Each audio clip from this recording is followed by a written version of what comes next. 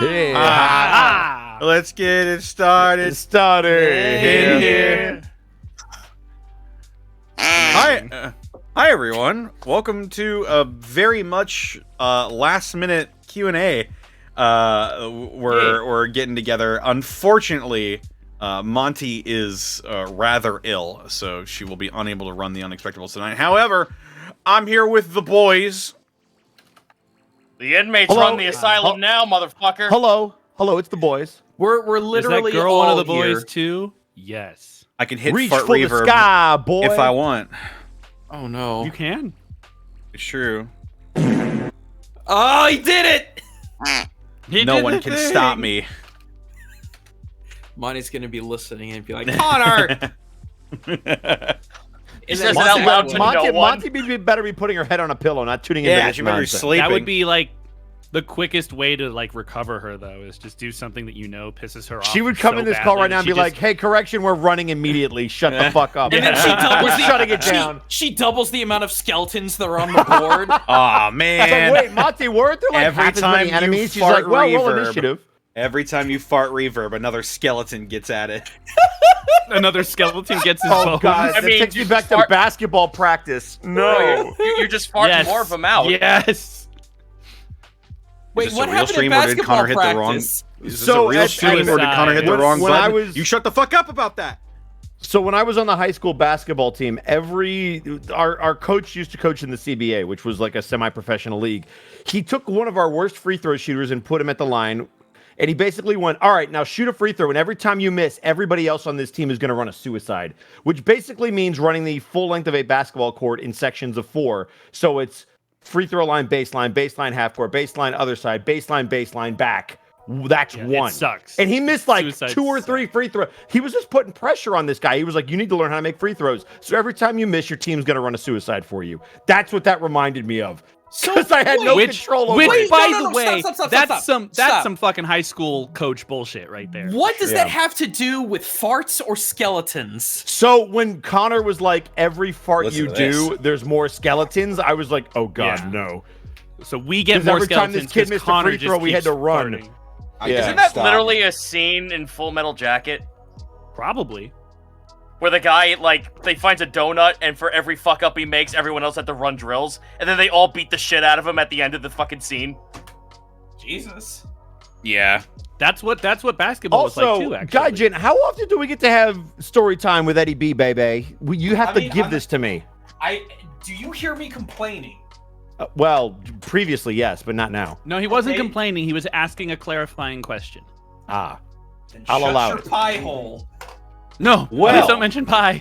This question and answer session is off to a ripping start. It is, absolutely. but we haven't Yeah. cursed cursed yet. We haven't. Yes, I have. We haven't cursed yet. No, It's we been- haven't. It's been 3 minutes. We passed the 3-minute mark. So now we can say fuck whenever we want, Woo! and YouTube can go suck a bag of Is dick. this even being put up on YouTube? No, it's not. No, not to my No. knowledge. And then who Oh, cares? okay, cool, I can There's swear. been, like- Son of a bitch! There's been one Q&A I think that's Now ever I been can say- posted. What, Good. dude? Are you serious right I'm now? right That- It's here, okay. Connor. Just It's add okay. me next time. It's Jesus. not right in front of my chicken nuggets? It's all right. I may have curdled your chicken nuggets, but Yeah. it's not going up on YouTube, Ugh. so I can say Please whatever. don't ever whatever. say curdling chicken nuggets ever again. Chicken is not supposed to curdle. There's no Exactly. milk in it. Can we There's get no lots of do explanation acronyms. for it, Yeah, and all yet right. Bro, it they're made out of happened. pink goo. What Do you want to do questions or do you want me to do it? I can go down the list of questions. Do it. Right. So, without further ado, we can go ahead and start this Q&A session. We'll start with Mad Tom K. What has been your favorite new aspect of this campaign so far that's been a change from campaign 1? I have an answer for that. I do too. Go for it. I get to play a character that everyone tells me I don't sound like a resting bitch face every time. I have 2 actually now. I get to play. I get to play. So that answer and In relation to, I get to play the. See, here's the thing. Greckles was the character that is the anti-everything that I have ever done ever. that's why it was so difficult to really get a hold of him. Milo is literally the character that I would play if I was going to be on easy mode, in terms of like, how can I relate to a character? How can I put a big chunk of myself into a character? Because like we've said a billion times before, no matter what character you make, you always insert at least a little piece of yourself into it. So that, and the traveling mechanisms, like, I really like that. I like the fact that there is a constant sense of adventure. That's a lot of bits. I wasn't in most of season 1, but campaign 1. Campaign 1, excuse me. But I really enjoy that Monty is utilizing cover now. I think it means that we get to think more tactically about how we're approaching our battles. And strength matters. I don't apologize for forcing that on her. which is fucking hysterical, because I'm now finally playing a class that doesn't fucking require it anymore. No, but I do. Like I spent all of fucking campaign 1 playing a zoner, and now I'm frontline, and it's like, what the fuck is cover? Well, I'll zone for you. You are the cover, Zito. You know what's, exactly. It's actually been really cool, because a lot of my clerical abilities rely on cover or the lack thereof. So, like, Sacred Flame, if unless something is behind full cover, actually no, it ignores all cover. That's right. It's a spell that completely ignores all cover and does decent damage. And as soon as we get to 8th level in 3 years, it's going to be 3. It's going to do even more. Hold on, maybe 2.5. We're like jest. almost a year in, and we're only level 2. God, are we? No, we started in April. We're not almost a year in. It's February. February. Dude, it's February. It's March, been 10 months. 10 months. We're fine. It's not almost a year. We've only been playing this campaign Yeah, but we missed for a whole year. month in September, so it's fine. Or October, rather. Wowzers. I keep seeing all this talk about Milo and Elden Ring. I streamed that already. Yeah, you did that. Get on his level. Check out his YouTube. Adding on to what everybody else has said, I like how we're using a lot of the variant rules. We're using encumbrance, we're using cover, we're doing the traveling thing. I like how Exhaustion. Exhaustion, yeah. As much as it's been kicking our ass a couple of times, I do enjoy the traveling aspect of it. I love almost my fucking died. roguelikes. Yeah. All right. Except when we have to restart the run. It's tragic. Oh boy, who's ready for new characters midway? Oh, boy. Yeah. I can't wait to see what all we unlock when we finally finish. Second playthrough is going to be great. Shut up, Mark. All right. Either a new question, or does anyone else have anything to add? I guess we'll move on to the next question then. Do it. Okay.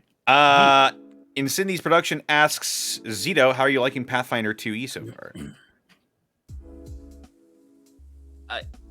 How the fuck should I know? I never got I haven't been able to play it. When have I played a fucking thing of... Okay. So, I'll run this back real quick.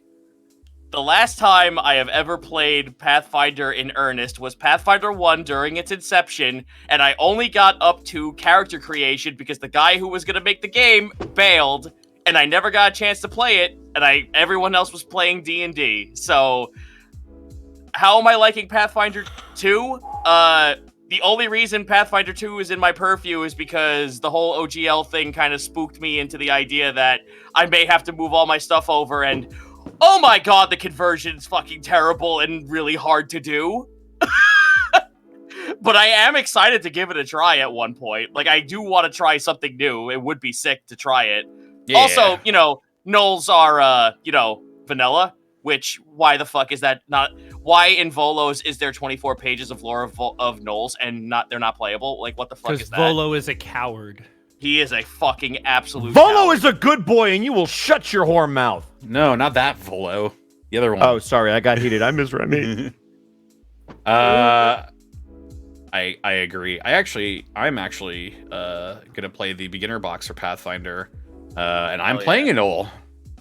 I Nice. have not had the chance to even look into Pathfinder 2nd Edition yet. I've played a lot of the original Pathfinder, which I like, and I've heard good things about 2nd Edition. So eventually, when I somehow magically have time, I'll look into it. Also, they have like a bunch. They have a bunch of things that are just like out of the gate. Like if you just type in like character creation on like Google, it gives you like an entire like free setup thing that gives you everything and all the feats that everyone's scared to put together. It calculates it all at once. It's fucking great.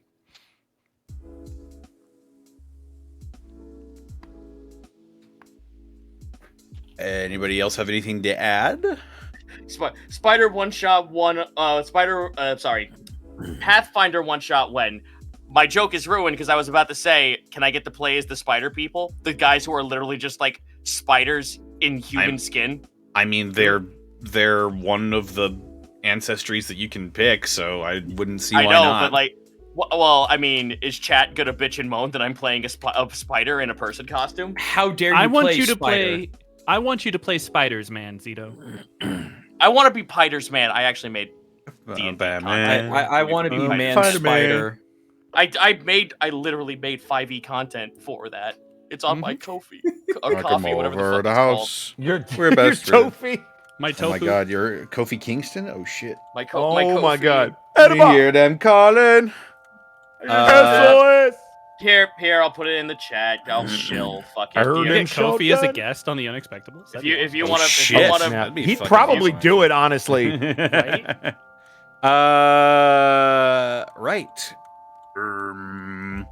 Next. Moving on to Yep, the next next question thing. from Mega Waffles.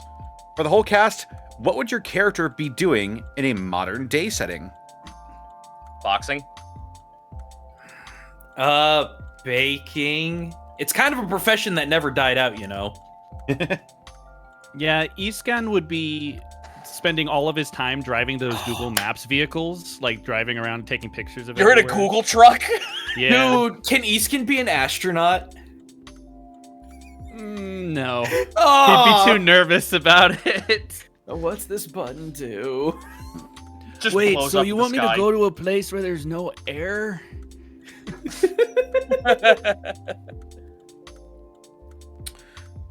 I Yeah, think Judy's scared of pie. He ain't going nowhere.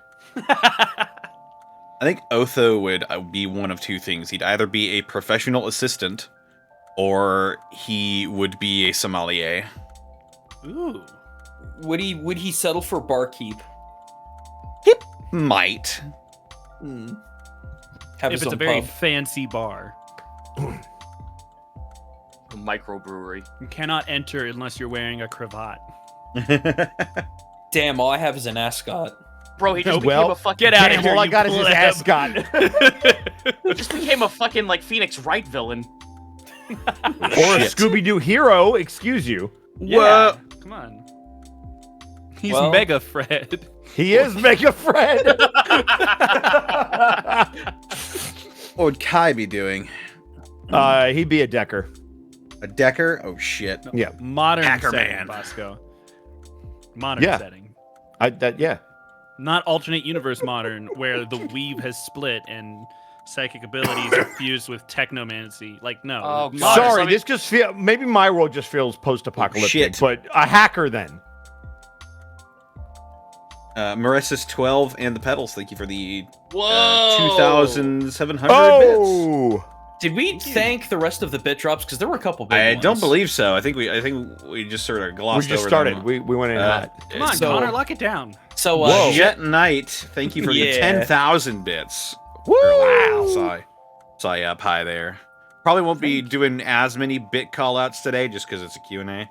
But yeah, I'll keep an eye appreciate on all them. the support, y'all. Mhm. Yeah. What's up next then? Hacker Kai. Hacker Probably- Kai. He'd probably be He'd- say something like, "I'm an engineer. No one calls themselves a hacker." All right, so can I just? Or can he. I need to make a public admittance of guilt. Oh, boy.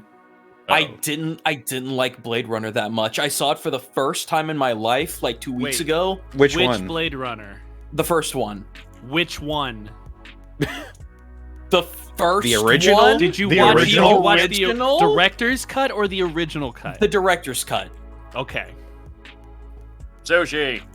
Well, I just heard the life come out of Mark's lungs. Look, it's like it felt a little. He was too like, "Is there any possible way I misunderstood what you meant?" It felt a little too in love with itself, and it dragged the fuck on. It insists very upon slow itself. Fixate upon itself. Yeah. See, I didn't want to say that because I wanted to actually. It make insists sense. upon itself. I don't know what Mark. What's worse, somebody not liking Blade Runner or somebody not having seen Blade Runner? I don't feel that strongly about it. I like it, but I'm not All like right. one of those people who I- are like, you have to like everything I like or you I die. understand. Look, the setting is good. The effects are fucking phenomenal, especially for the time. It's just I wish the story was a little bit more compact and it flowed a little better. Here's what I will say. I will say that as far as Cyberpunk goes, that Blade Runner is the Lord of the Rings of Cyberpunk, and that's why so many people sing its praises. I would disagree with that statement. But You can disagree. alright. That's fine. I think one of the reasons why, like, for example, topical, Dungeons and Dragons is super popular because everybody read Tolkien growing up. And if you go back and try and read Tolkien right now, it is a slog. I agree. Most times it is not fun to read The Lord of the Rings. In a similar vein, the world of Cyberpunk expanded exponentially after people saw Blade Runner. Yeah, I agree with that. I wholeheartedly agree with that. So I think a lot of people look at it with Hey. rose-colored glasses because it created so much broad cyberpunk stuff that it all just gets kind of glued back into that movie, you know? Hey, Connor, Yes. can I call an audible? No. What does that mean? So Prince Sune dropped 1,000 bits in the chat and had a question for some folks that I think is really interesting. Okay. Question for those who didn't play in the Prince Division: what type of character would you make if you did? And for those that have no idea what the Prince Division is, it was a modern setting with magic, so still kind of a high fantasy but modern setting. And the Prince Division specifically investigated magical beings known as princes and princesses. So in that kind of a world, what kind of a character in like a noir style thing? In modern would you be? fantasy noir. Modern fantasy noir. I hate to say it, I would want to play like a modern day preacher.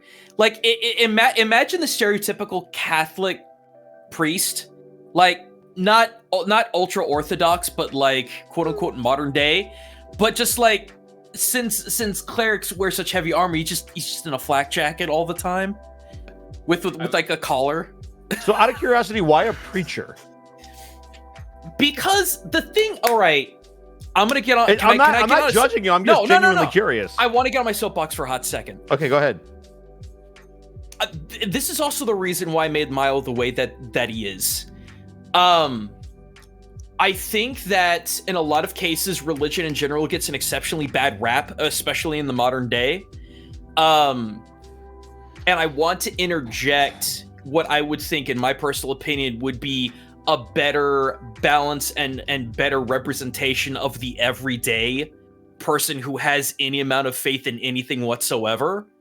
Where all we usually see is the extreme side of just about everything, whether it be in fiction or it be in social media or something like that. So I would want to run that route specifically because I think it's an underrepresented part of actual human life. And now it went quiet. That was Processing. good. Yeah, Mark or Zito, do you have a thought on what character you might make in that kind of a setting? I believe mine is short, so Mark, if you want one, go ahead. You want the floor? Well, I would say go for it first. Okay, I thought you were saying you're short, so you were going to go first. I mean, I am. Oh, then yeah, go ahead. No, don't, I mean, I'm short, Mark. Oh, Oh, for fuck's sake, Mark, go. No, I admittedly have not listened to all of the Prince Division, so I don't know if it would be possible, but I'd like to be like some kind of psyker, someone with telekinesis, telepathy, your standard array of basic bitch psychic abilities. Which I honestly I think that would fit. Dude, actually, Considering some of the is stuff we a did, good explanation. yeah. Like Witch Hunter Robin style, that would be Yeah. fucking dope. That would absolutely fit. And I can hang what out about- with your what is yours, Zito? All right, look, I just want to be a fucking Mad Gear goon who gets into a situation through a comedy of errors. Fair enough. I mean, just honestly, want we ran to into, be like- Mad Gear. Connor played an alt character that kind of came from the machine shop. That was really cool and had a talking bike and all that. Yeah. So yeah, you could absolutely pull that off. So here's my question for you, Connor. If you had to build a new character for Prince Division, what would it be? If you couldn't play Tannish and you couldn't play your biker boy. Had to build a new character? New character. I know that's really hard for you building D&D characters, but if you had to. He says, knowingly, having seen some of my old streams. Yep. Ooh, boy. If I had to build a new character, Completely new. Druid. I'm feeling Druid. I feel Okay. that. And how do you Some- put them in the Prince Division? Eco-terrorist. Do they have trees? Eco terrorist. Oh, come on, why not Park Oh. Ranger?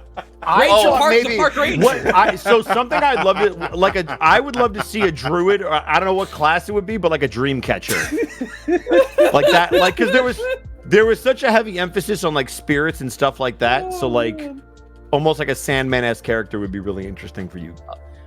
Also, I just want to like circle back on something because I don't think people understood what I was talking about. When I meant Mad Gear, I meant like a fucking goon from like a Final Fight or Street Fighter like sort of thing. Oh, I thought you meant like Mad Max. No. Like Mad Gear Oh. was like it's the name of like the jobber enemies that you would fight on Dude, the street. you're just gonna be from Streets of Rage. Let's be Yes, real. that's Dude, what I be want to do. shit. That is exactly what I want to do. You're I want just to be a jobber Alex. from Streets of You Rage. do you just want to be a big buff guy with a flat cap and a pipe Not even a wrench? big buff guy. I just want to be a fucking like Just a Nimrod schmo kid. with a pipe who's like, throw knife, throw knife, Yeah, basically. throw knife. Yeah, like a dude who just walks in with a fucking pipe, like, yeah, Shay, I'm gonna beat the shit out of you. With a comedy of errors, enters an entire situation that's beyond him. He is known You're as gonna the be- knifer.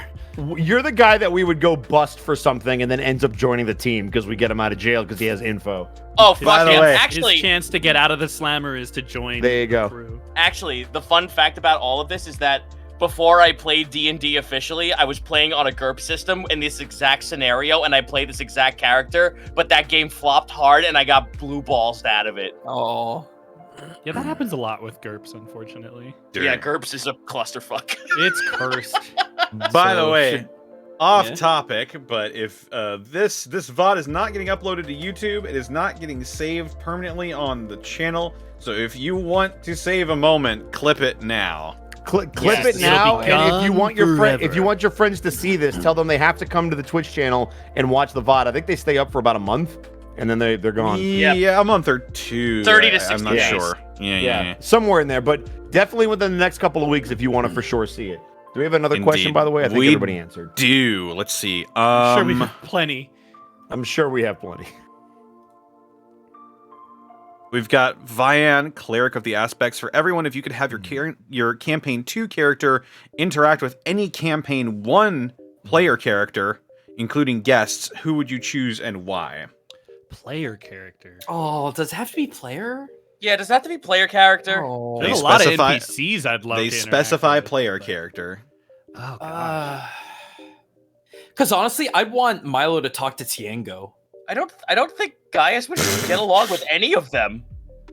I'm not saying like that's a bad thing. I'm just like I don't see him interacting with any of the player characters for any particular reason. You don't Okay. think guys would get even Borky? I mean, The that- warrior, bro? Like, you don't even, I find that extremely hard to believe. Well, listen, on a same brain cell level, yes, I can understand yeah, that's that. what I'm but- saying. Like y'all like you could share a brain cell. All right, since we're sort of hijacking this question, then who would your Well, any I was character? gonna answer it. Go ahead, Mark. Go ahead. I was gonna say I think Iskan would get along and have some interesting conversations with Esme. Mhm. There you go. Sure. Okay. What about you, Gaijin?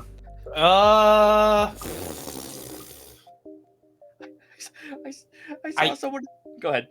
I don't know, because that's the thing. It's like, You mentioned Tiengo. Why is that? right?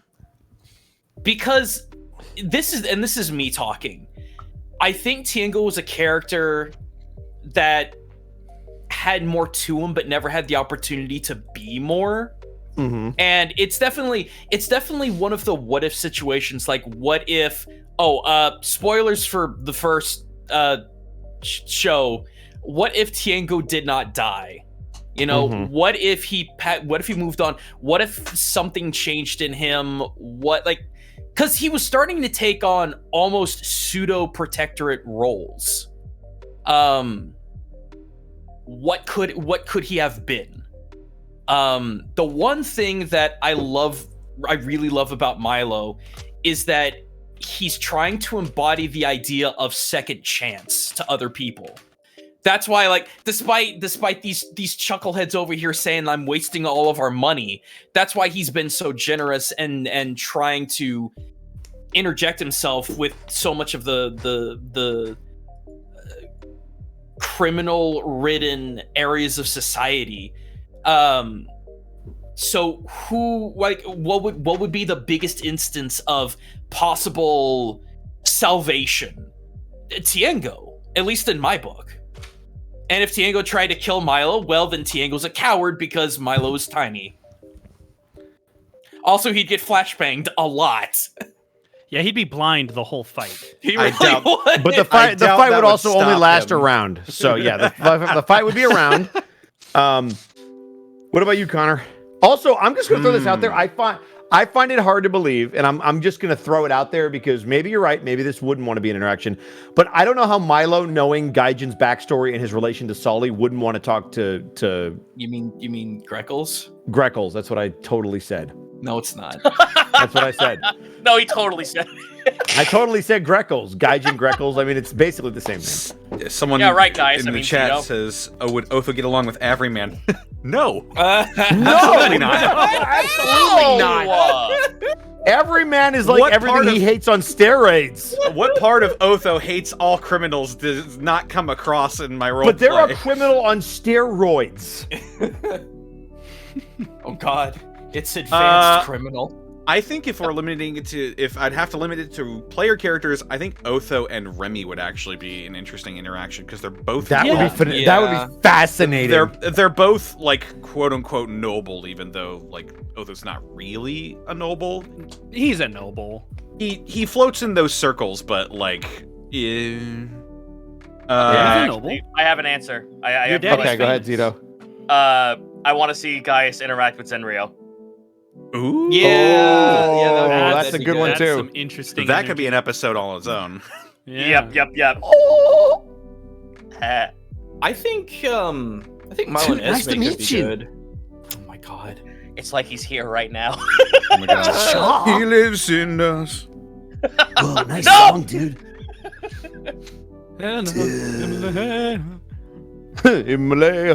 Himalayas. Okay. Sorry to cut someone off. I apologize. Who? Next. Alrighty then. Candy Demon asks, who do you think would win in a fight between Walker, Tubbs, and Tom? Tom. Walker. Tom. Ooh, Walker. Tom. Ooh. It's Tom. It's Walker. Walker only has 2 confirmed kills. But you're underestimating the heart of a champion. But they are confirmed. Yeah, but Tubbs fucking like actually cratered into the earth and went to the Underdark. Tubbs isn't strong, he's just invulnerable. You can't kill someone while invulnerable. He wins by attrition. Yeah, he wins by immovable attrition. Object. But he can't fight. Yeah, but he's an immovable object. No, he's very movable. He's just indestructible. He is? That's crazy. He moved once. Oh, and he moved all the way underground. I never answered the last question. Kai would want to talk to Remy, and I have no shame in saying that. That's fair. Okay. Well, there you go. Right. So Tom wins. That's the general consensus. That's apparently the consensus, even though it's wrong. Absolute bullshit. It's 100% correct. It's 100% Walker. Just you wait. He's a fucking Texas Ranger. It's Tom, Texas Turkey. Tom, Texas Turkey. Yeah, that's a Texan. The Texans agree. Yeah. Most of the Are any of you native Texans? No, Then get the That's fuck not out a of here. requirement. Yeah, I don't get the agree fuck with outta that. I here. don't When you're here, your family, Bosco. This is not the Olive Texas- Garden. Texas is the Olive Garden of states. When you're here, your family. excuse That's me. not a compliment. Not the Olive Garden. What the fuck? Although your power grid's as shitty as the Italian food at the Olive Garden. Oh, it is. It absolutely is.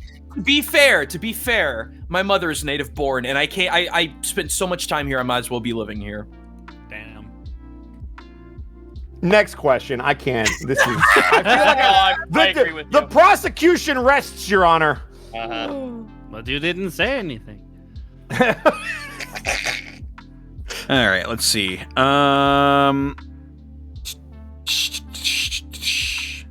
Thomas Goku Walker is Vegeta. That's a hard agree. Yeah, Tubbs is Oh purist. Jesus.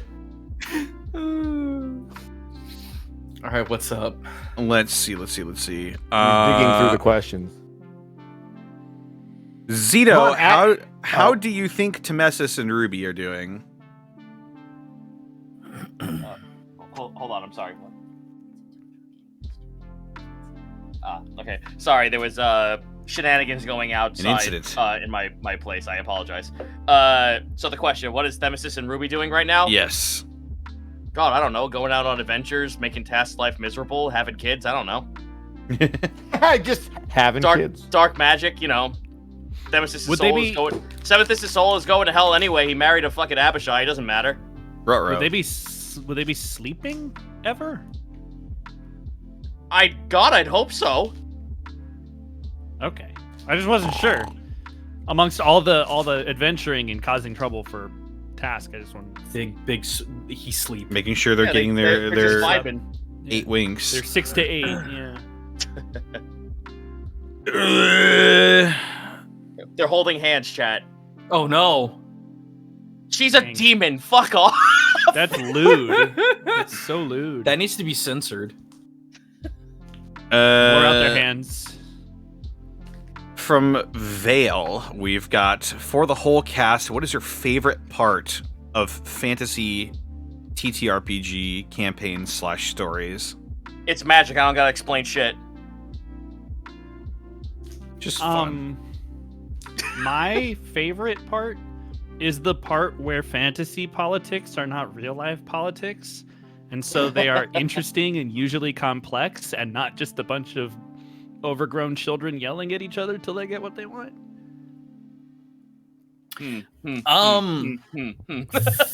For me, I'm gonna twist this question a little bit. What I love the most about tabletop fantasy is that it's limitless, not necessarily just because of what you can be, but what you can do. One of my favorite tabletop moments of all time was my crew and I were supposed to go take down this evil tribunal like at night, maybe sneak in or something like that. Instead, we said, fuck that. We roused the entire city, not a town, but a city, into a furious mob, got a hold of a couple of pirates to shell the shit out of the office building they were in. The entire town, including a frenzied berserker, murdered the shit out of all of their loyalists, and then we fought a Black Knight. That was not supposed to happen at all, but it did. And it's still, to this day, one of my most treasured memories of tabletop. Yeah, I do also like the sort of I always lose this word in my head. God dang it. Organic way of storytelling that comes from tabletop. It's never just the DM telling a story, right? It's the DM and the party collectively telling a story together. And so everyone is sometimes improving things together. happen that people weren't planning on, but you follow along with it and you let the story just kind of develop based on what happens. And that's really interesting to me. Yeah, tabletop is literally just a giant improv session between everyone at the table.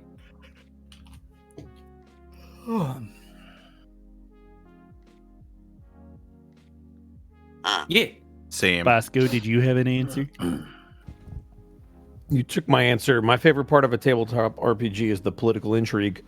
It 100 because it affects everything in the world around you, and so it makes your decisions matter.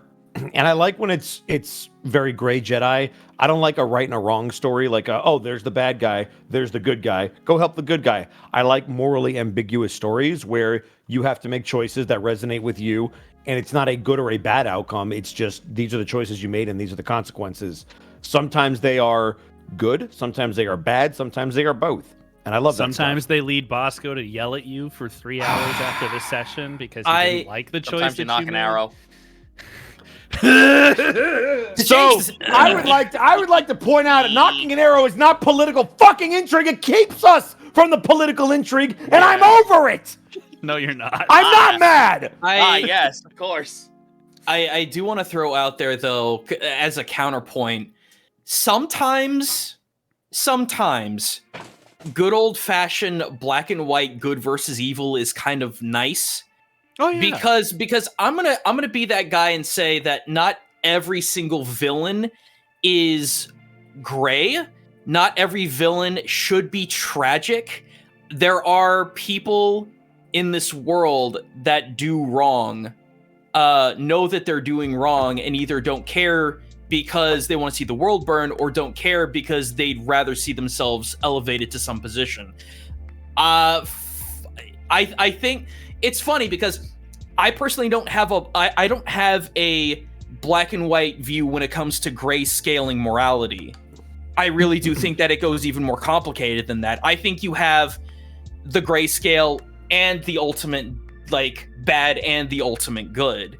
And I think there are stories that can be just as entertaining within the gradient than the ones that are obvious good versus obvious evil. You're not going to shoot there are a puppy, definitely are you?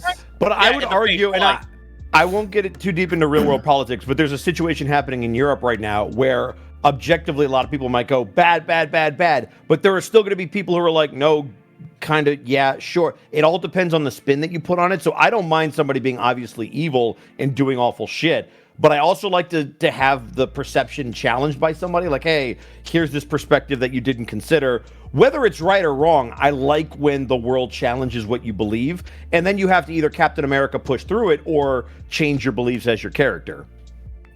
But that just goes back to my point that it's more than just the gradient. There is a supreme one side and the other. And those two sides can interact. Yeah. That's all no, I was I completely saying. agree.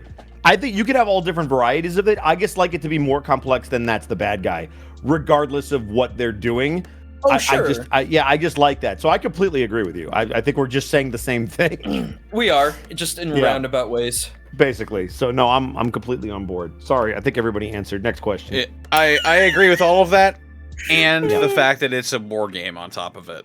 Yeah. I get to Paint roll minis. funny dice rocks. Funny dice. I get to to- hurl sharp Don't pointy eat objects them at my unless you want table. to. I get to paint minis, and that makes me happy. Lovely I Lorelei like math. asks, what advice do you think your campaign 1 characters would give your current characters, and do you think they would take it? Who the fuck? Like, the task would literally just be like, who the fuck is this kid? Greckles would just look at him, kind of quirk an eyebrow, and just go, "All right, kid." That's it. I don't think there'd be too much to say about that. Are you gonna pay 20 gold to come into this fucking zoo or not? If otherwise, leave. I think Seika would quietly want out and just Quietly toast the what youth. out? Really, Yeah. Mark? Yeah, and just toast the youth of Iskan. He wouldn't say anything because when he all of te- his experience is like completely useless to Iskan. Mark, If if Seika had a mobile phone, would he just throw in a bunch of W's? It would just be when he felt Ws. like- yeah, good, Yeah. good. And like he would also end all of his sentences without punctuation, so you wouldn't know how he actually Oh. felt. God. Oh, Yeah. granddad, please. Jesus Christ. Sometimes, Mark, I forget that you're just as big of a fucking weeb as me. Excellent. Panic would probably tell Otho to pull the stick out of his ass. Oh my god, that would be. I would love to see Panic and Otho talk. That would be very interesting. They're very different in a lot of ways. Mm-hmm. You know, I was a criminal once. Oh. Wait, no, I wasn't. I just Slowly Not pulls a knife out of its sheath. well, To that's be not fair, technically. I was never convicted. Slowly pulls out saber. Shh. Well, actually, that's not technically true. Shh. I was thought arrested, I was a though. criminal. Fucking Damn. damn it. That was I was only a crazy. criminal if you ask the police. You know what, Mark? In retrospect, just to go back really quick, I'm a little surprised you didn't drop a Daigozado when it comes to Seika. Do you know how hard it was to not do that? because I we, like we their, cut their out private so jokes like that only they just get. to like I know, I do too, retrospect- Connor. Hey, Connor. Hold on, wait. Just to retrospect just a little bit, okay? We dropped Japanese from our interactions like so fast. Yeah. Because well, Monty mentioned it as well, but like I was definitely worried about like losing the audience. Yeah. So I didn't get the chance to do that. But that's Yeah. why his responses whenever you would ask him questions, I would say that is correct because I was like, this is the closest I could Yeah, get. it Well, was. semi in relation, Connor. I can give you an inside joke. Choppy your pee-pee, and only you're gonna understand that. But that's just funny. God, to I'm say. by myself over here. Yeah, you are. I mean, I get it, but choppy your pee is just a fun word to say. It is. That It is sounds fun like a if you fucking understand the One Piece reference. character. Zito, I slammed my penis in the car door. Oh, you fuck. slammed your penis in the car Slammed door? his penis Hey, in the Zito. car door. Hey, Zito, I got an inside joke for Directions you. unclear, What's dick that? stuck in toaster. Forget about it. Oh, no. Ah. You're leaving Brooklyn already? Oh Come shit, on. I'm leaving Brooklyn. I'm sorry, dude. I gotta go to the Bronx. Hey, Mark. Hey, Mark. Why?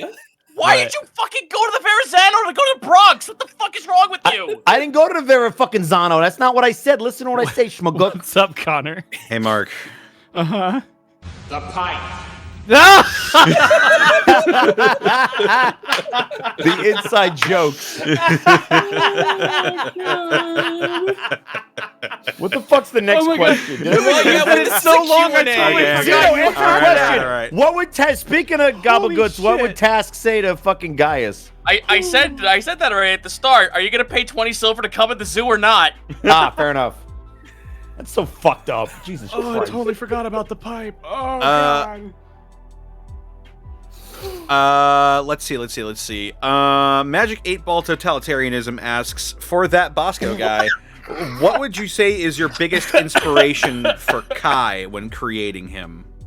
I had a couple of inspirations. I used, I mean, there's a lot of protagonists in media that you can look at and say, oh, well, maybe a Frodo or something like that. I would say if I had to pick somebody, probably Peter Parker would be the place that I would go to for the biggest inspiration. I wasn't thinking about him specifically, but if I had to sum him up in a character, I would go to Peter Parker first. I feel like they have a very similar coming of age story, even though Kai didn't go through the same tragedy that Peter did. You mean Yeah. get bit by a spider? No, I meant No, that his wasn't the uncle tragedy. got murdered. I got his That wasn't uncle the slash tragedy. I don't know if you watched all of Spider-Man, Gaijin. There's more to the story after he gets bit by the spider. I don't know why.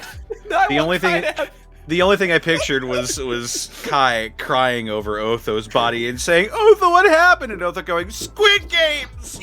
What the fuck? I want at some point, scroll or otherwise, I want Kai now to use spider climb and web. Dude, we got Mike in with 100-bit drop. Damn it, Kai! I need pictures. Pictures of Ghost Horse.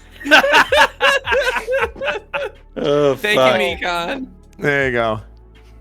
Speaking of Mikon, Oh, is it Pachi, Mikon? I keep saying Mike and like George It's- Mike and oh like the my God, basketball It's player. like a It's- white guy, yeah. It's Mikon Mikon Pachi.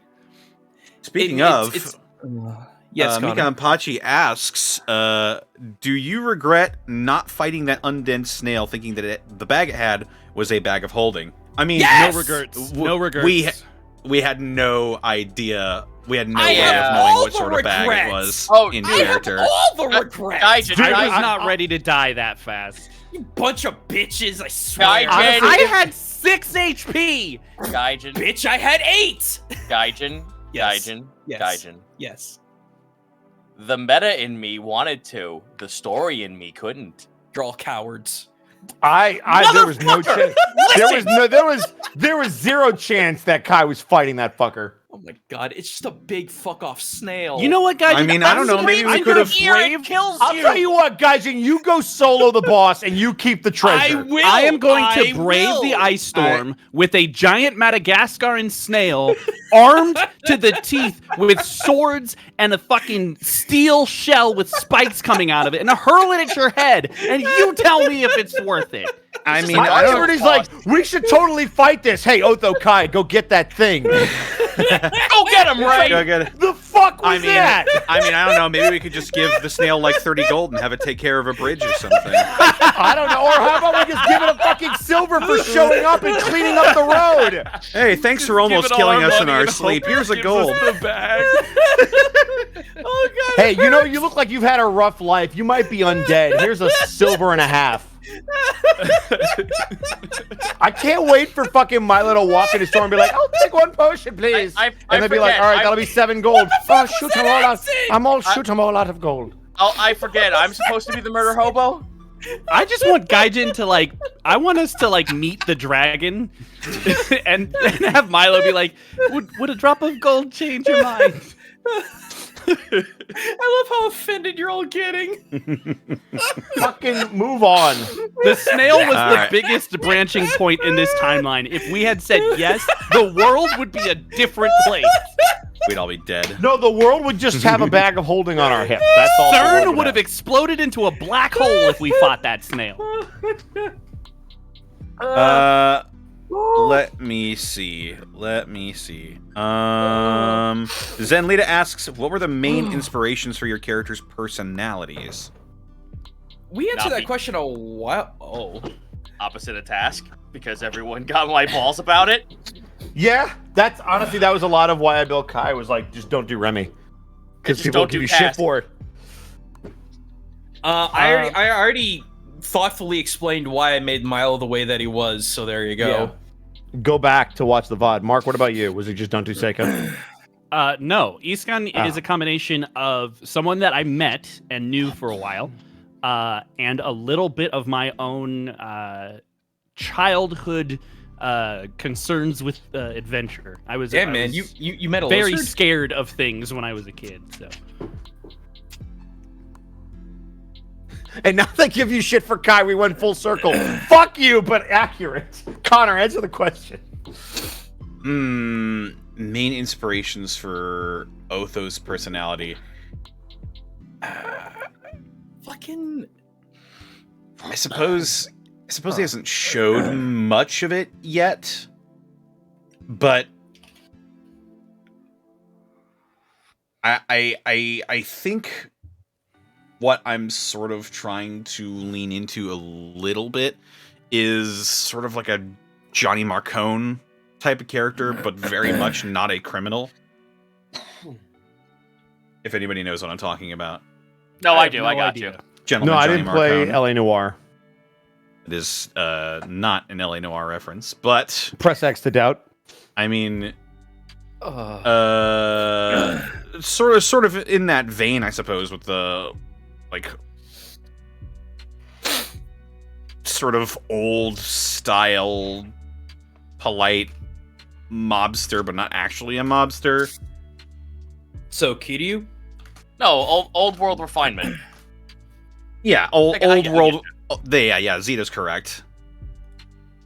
well, yeah, there's definitely a little bit of that. He's always kind of felt like, I don't know, like a bartender from the 20s before Prohibition. Where yeah, there's like a level of grace Decorum. and panache. Yeah, That's it, decorum. Yes. yeah, very very refined gentleman, but not like stuck up about it. But if you're a criminal, though. no, he's not. But if you're a criminal, though, you have to tell me by law. If you're a criminal, You have to say it. you have to say Yeah, it. there you go. Otho is the bartender who voted for Prohibition. I see this motherfucker just asking you if you have a PBA card or something.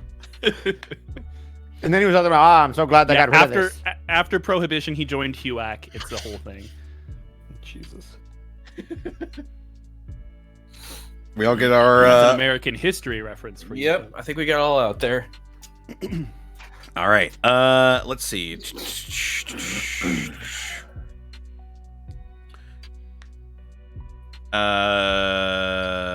Fuck it.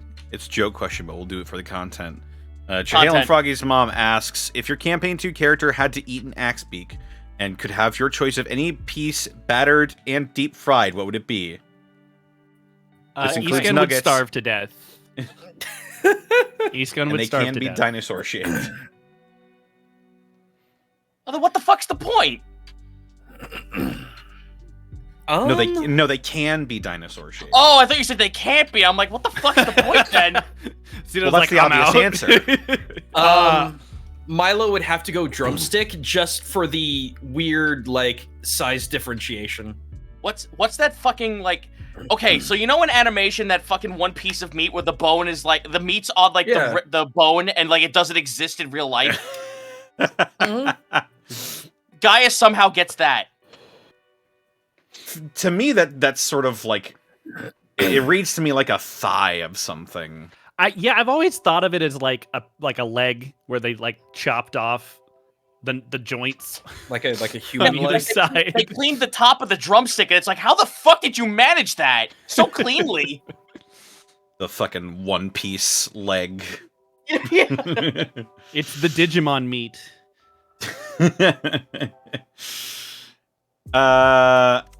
Probably something that Otho could eat without a fork and a knife. He rarely eats anything that doesn't giblets. require utensils. Otho strikes me as a giblets guy. So I'm we're gonna running take out the of food. I have to. I'm gonna be very specific. I want Rebu to turn into an axe beak that Kai murders and then deep fries and turns into animal nuggets. Very What the specific, but fuck that's what I is would wrong want. with Yeah. you? That's fried Yeah. axe beak fat. That's Exactly. fried cannibalism is what it is. I want. No, but I would make him change into an axe beak before he was murdered It's and eaten. still him. No, but he would be dead. He wouldn't be. He would consent. He's It's fine. still a humanoid. Connor. No, I no, now no. have He to- would be an axe beak. You misunderstood. Sorry. I have to pass. I have to pose a question to Connor real quick. I apologize. So, All right. in a situation where there was no other food we could have possibly had in our rations except for finger food, like Otho, we're gonna die. We all have one piece of food left between us. I hold a box of French fries to you. Would he take the one singular French fry, or would he? Oh, would he not? Would he like? Would his principles be damned, or would he not take it? I mean, does he have a fork and knife with him? I was No, gonna say Milo's Oh. there. He has a fork and knife. no fork and knife. Chopsticks. I mean, then. he's not gonna like stick his nose up like ugh fucking. So I could also offer an alternative position, which would be why eat bird? Because it's extremely healthy. I straight up said maybe if- Eastgun would starve. He's not eating. the Yeah, axe what if we beak, so- didn't eat the axe beaks? You're gonna I'm just fucking tell me saying. why don't we just Then eat it the wouldn't goat? answer the question. Well, no, you Not can answering answer the it. question is still an answer. It Gaijin. is, yeah. All right, then dot next dot question dot then. is a valid Next telltale question. answer. It is Ellipsis. true.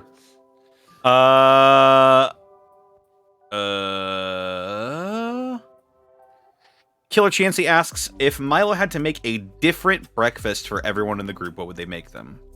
There is a correct pancakes. answer for this. Pancakes for different. everyone? Yeah, Different. pancakes. Are they Pancakes. different pancakes?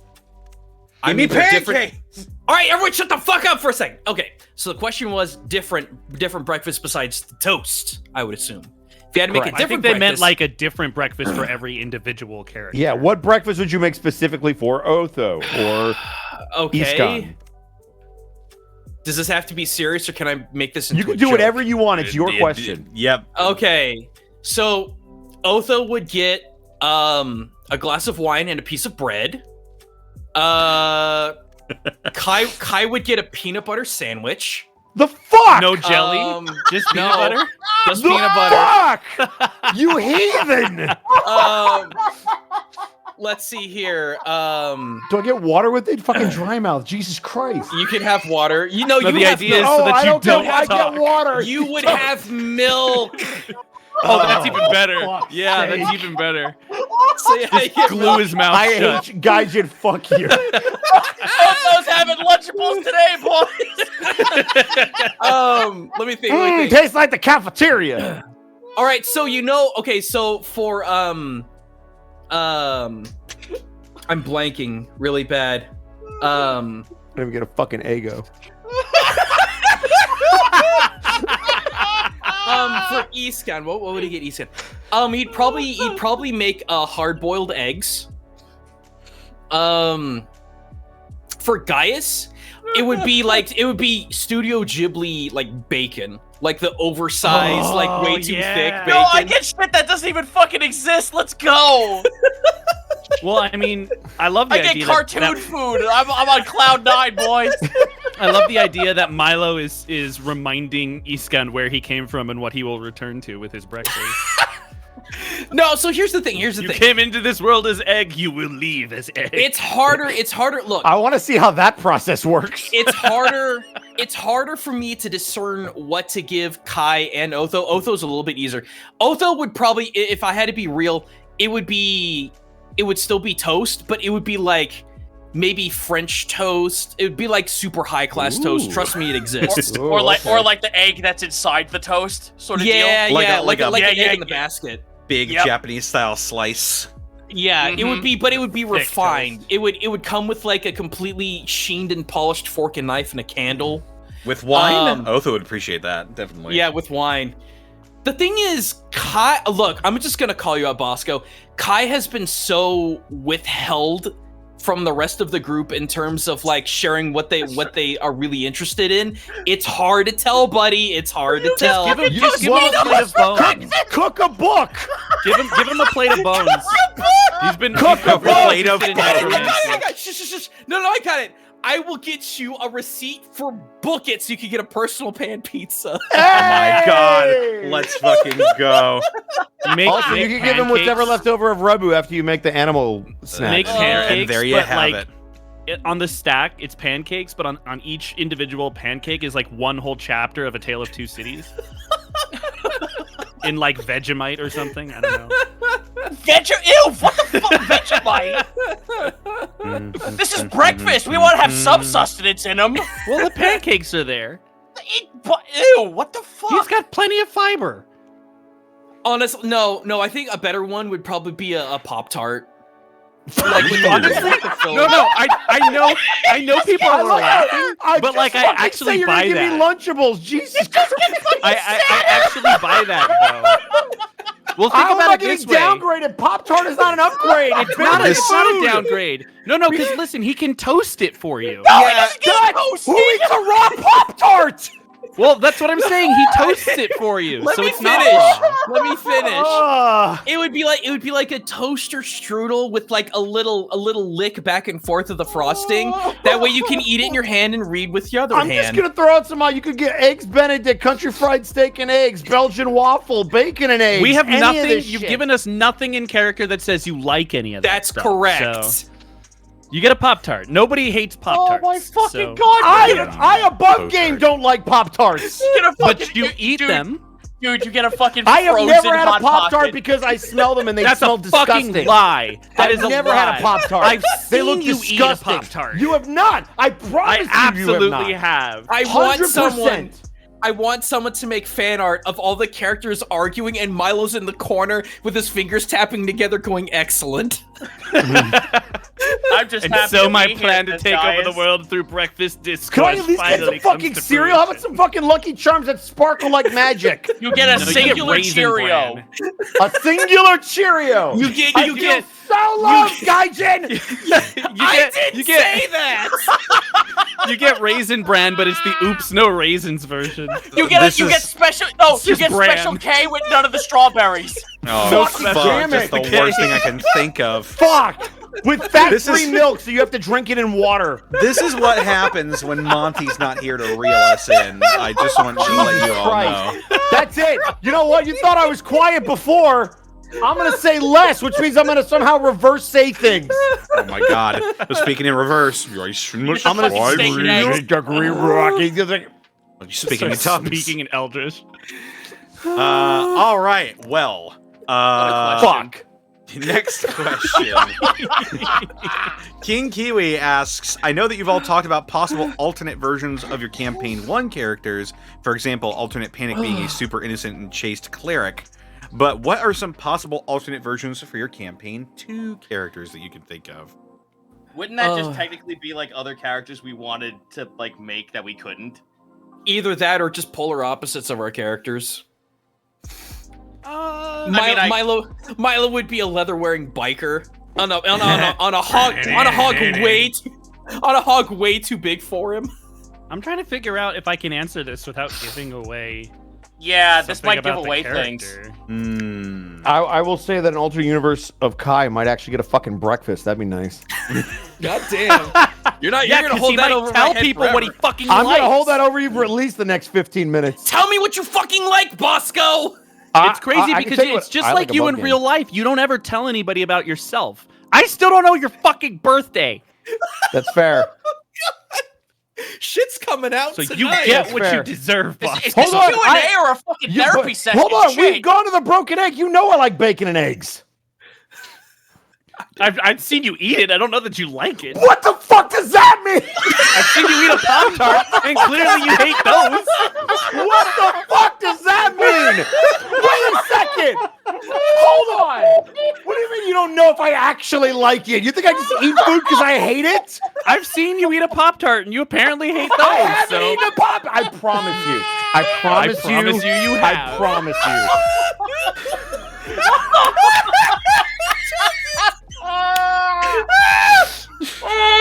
I can't fucking win. Nope. That's the first correct thing you've said in the past half hour. Wow. Y'all wonder why I'm a bad person on stream. This is the shit I deal with. The question is completely lost at this point. Next. Just next. Next question. Sorry, King Wait, Kiwi. what was the... Yeah, no, legit answer, though. I don't know I can answer it without spoiling current Iskan, unfortunately. Yeah, ditto. Can't do that with Gaia. Sorry. Is there a bear outside? Holy shit. Oh, my fucking head hurts, dude. Yeah, I lost my train of thought. I'm probably I would probably say someone that's a lot like Milo for an opposite of Otho. Someone who's very forgiving.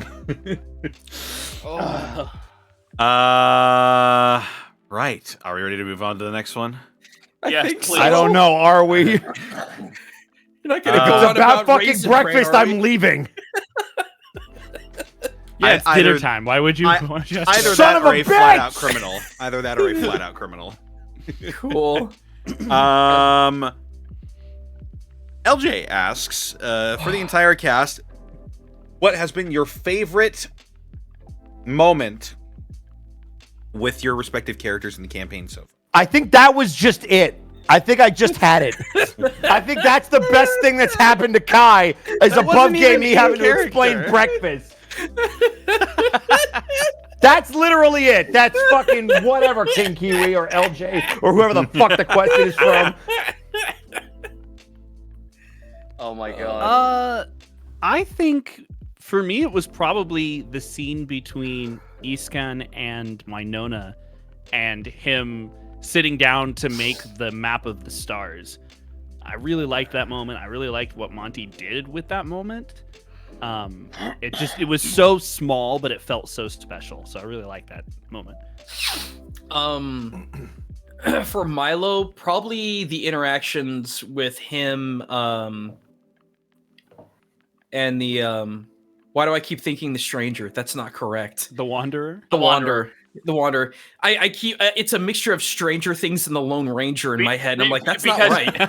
Because that's the fucking New Vegas in you kicking in. Ah, there we go. The outsider. There we go. There we go. Oh, the Outsider. Why do I call him Oh my the god, Wanderer? the Wanderer. Oh, God. What the fuck? None of us know his name. Because he doesn't have one. I roam around. But no, because that was between that and the conversation. Oh God, I can't remember which one of you talked to Milo about. I think it was Iskan actually, who talked to like, where's the balance? Because you're over here forgiving with one hand, and on the other hand, you're just crispy frying people. That was another big one. That might have been Kai, actually. Was that Kai? Bosco, real talk. Was that? I don't know. I don't remember. Oh, you're still hung up on breakfast. Yes, I He's just am. being Fucking. an asshole. Just ignore him. I can't go to California now, can I? No, Yes, well, you you can. can. Just I'll don't bring let me you. see you in the streets. Oh, it's fine. I'll No, bring sorry. my What gun. was it? Sorry, what was the actual question? No, it was who was it that sat Milo down and was like, it's kind of fucked up that you're crispy frying one people Oh, that was with your Kai. right hand. Yeah, Okay, that was Kai. yeah. Yeah. That was supremely important for Milo's development.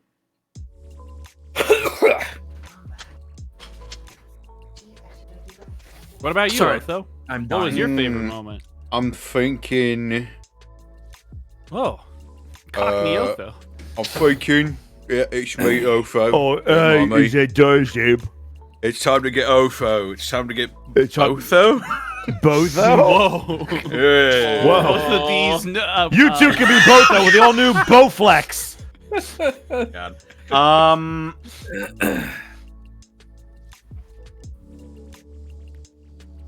I kind of like when Otho yeah. Sorry, it was the poll. Sorry, continue. No, get the fuck When- out of here. When Get the fuck outta Otho here. when Otho finally had a goal put in front of him that he could devote his energy to in trying to figure out why what was her name? Warden Ahald was working with the bandits. He sort of like had somewhere to direct his focus and his I guess loathing rather than inward. He finally could have an outlet to point it outward and in a productive way as well, to where he stopped a smuggling ring. It was good to have a target, right? Yeah. Because he was sort of floating around before that. He was also directing a lot of his. He felt pretty powerless before that moment, but now that he's actually like made a tangible difference, there's sort of been a switch in the way he holds himself. Mm-hmm. Yeah. Is it negative for me to say that I don't think I have one just yet because I have something in mind and I haven't reached it? I mean, we're still fairly early into the campaign. Yeah, despite yeah, being like apparently a fucking year in. Yeah, it's only been a year. Yeah. You could talk about a favorite moment that's happened, but it doesn't have to be what will be eventually your favorite because so much stuff hasn't happened. Yeah. See, that's the.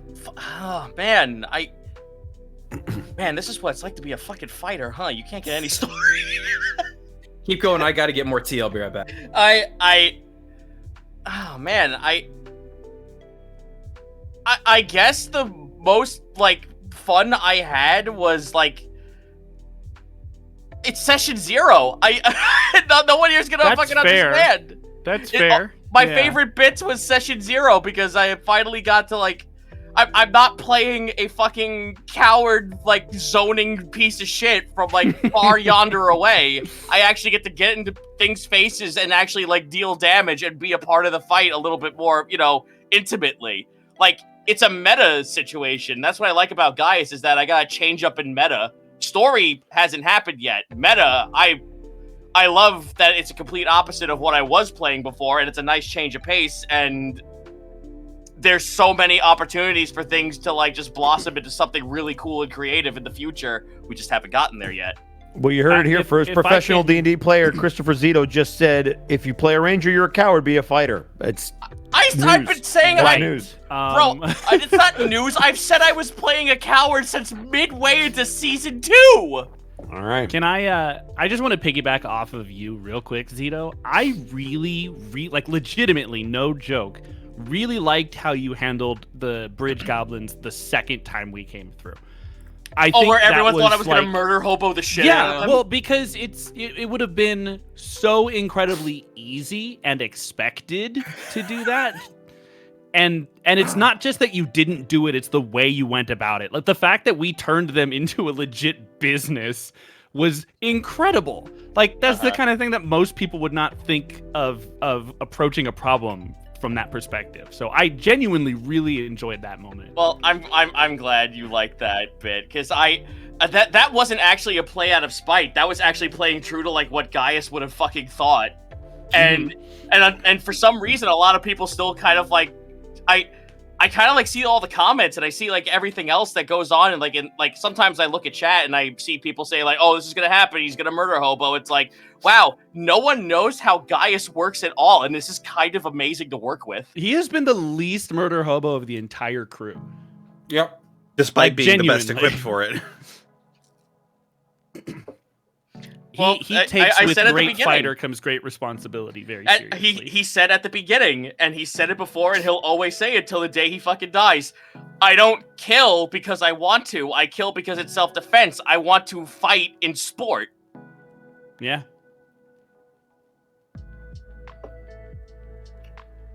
Yeah. Punch a goblin, don't stab it. I also, Yeah, go ahead. I was just going to say slightly piggybacking as well. I do like some of the little story hints that we've gotten from Gaius, like the axe, and how it definitely wasn't yeah. supposed to be there, and how you couldn't tell us. I was like, oh, Mhm. mystery. Yeah. I'm glad people are catching the mystery bits, because I know like it's easy just to get caught up in Gaius like haha funny, but there's like something else there, and I'm doing my best not to make it as ham-fisted like I did with Task, but I just hope that's like happening. See, that's the problem that I think that I have with Milo. Milo, there's not that much to divulge into with him because he's young, bright-eyed, and is very much willing to talk about himself, his family, and where he comes from. I wouldn't say that's a problem. Well, it's not. Well, it's not interesting, I suppose. There I are things. disagree wholeheartedly. Yeah, especially anyway, as bro. like in the group mechanics. It's good to have someone who is that open, because there've been so many times when the crew is like, I don't want to talk to anybody, and Milo's like, so hey, let's talk, and like gets everybody to actually talk and address things. But as far as him, though, like there are complex things about Milo that haven't been addressed yet. But it's not past. It's what will hopefully inevitably happen with him. Milo's a very future character, where Greckles was very much a past character. So much of what he was and how he had come to be was his past. Milo doesn't have that because Milo's barely 18. Yeah, he's tabula rasa. He is, yeah. So everything that will shape him is in the future, and that's kind of the way I want it. But because of that, there's not much intrigue behind him. Everything about him and the trials and tribulations I know he's going to suffer through because of how he is going to be in the future. I think there's a lot to be said, though, about who and how he is in the now, though. Yeah. Seeing how he responds to every situation is really interesting, because it's one thing to like have a personality. It's another thing to use that personality and to act on, you know, your ideals and the things that drive you in the world. So, you know, I think there's less intrigue about his past, but that doesn't make it boring, in my opinion. That's fair. Because it means we don't know how he's going to react in a lot of situations, right? Right. Because he hasn't. Here's the big hint. He's never been tested. Right. So he is Hold still, let me hit you more a couple times. Let's see if interesting you'll in that test. regard. That's the thing. It's like Milo doesn't see the world as black and white. He sees it as, gosh, I hope there's good in everyone. And there will come a time where that's going to get heavily challenged, and I don't even know how he's going to be when that happens. It's all going to be based on the context of what does happen. So Kai. Sorry. There is one thing I will say now that I'm kind of like, there is one interaction that's kind of like really been subtle, but I kind of like it.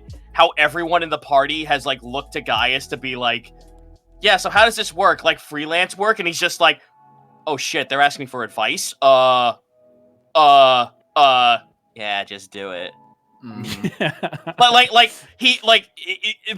People are coming to him for advice now, and he's like, bro, this is like supposed to be the other way around. I'm supposed to be going out and getting world advice from other people, and they're coming to me now. What the fuck is happening? This just never occurred. Gaius Agni brought to you by Nike. Just do it. Well, he is the most worldly of everybody. Oh God, you think he is? He appears to be. At least he appears to be. Yeah, I will exactly. say, He appears from the to character's be. perspective. From everyone else thinks Gaius is worldly, and he's just like, oh my God, you deluded idiots. I'm gonna do my best to not disappoint you, but okay. You get all the pressure of being a hero without any of the accolades. Well, he read all the fucking books he's read. He's just like, all right, I was prepared for this. All right, do it. You took the leadership skill, right? Yeah, I'm a leader, all right. Despite the fact that I have crippling anxiety over my family and all their achievements, and I haven't done that. And oh fuck, here I go. Just like every leader, you fit right. Just in. like fucking, he like goat faints. Muscles lock. Yeah. Oh, here I go. Well then. Oh, it happened again. With that, Excuse you. we want to move on to the next question. I have something to say. Okay. What's that? Okay. One of the coolest interactions that I can remember is Iskon talking to Winona specifically, because I thought that was pivotal for his character, because ever since then he's been doing a lot of cool shit. But more than that, above game, I've been really impressed with Gaijin and Mark as players. Gaijin, because from campaign 1 to campaign 2, the risks that you're taking as Milo, whether it's as a cooker, doing an accent, how every single scene you're willing to jump in and engage, and you'll basically put the game on your back and be like, we're doing something. Whether y'all motherfuckers say yes or no, I'm gonna do something. Like I like, it's such a drastic change from where you would kind of take a backseat a lot as Greckles, and it's just been really good to see. And I can tell how much fun you're having with him, and it's awesome. Likewise with Mark, to come into a group where you have established chemistry between Zito, Gaijin, and Connor, who have been playing every Wednesday for over half a decade, to be able to seamlessly fit into that group and make it work. And also, I think the two of you have really carried a lot of the role play in the first 30-something episodes as we come up on episode 30. Like, both of you deserve a lot of credit for what you've done in the first quarter of this game. So it's just been really fun to watch you guys operate as players. It's hard to pick out a specific moment because you guys have done so much, but you guys in particular, I give you guys a lot of props. Well, thank you, buddy. Yeah. Yeah, thanks. I'll make sure to leave a Pop-Tart on your doorstep. I will fucking murder you. I will leave Berry you or strawberry? I tried to be sweet, and Mark just had to fucking take the dagger out. That's my Bosco. defense mechanism, and I you know that. swear to fucking Christ. Bosco, Yes. can I give you bacon and eggs? I would appreciate that, Gaijin. Okay, I'll get you that for you, buddy. Thanks, man. I'll order you some Giordano's. I fucking What even love is that? I fucking love Giordano. It's deep dish from Chicago, and it's so good. Oh, okay. I'd be down for that. It's so good. I have one in my fridge. It's so good. Do you? Ooh. I do have one left. Okay, just pretend I ordered it for you because I can't order Excellent. Giordano's. Excellent. I got you. Go ahead, Con. You can move on. I've been a nice All person right. enough. Move on. Let's see.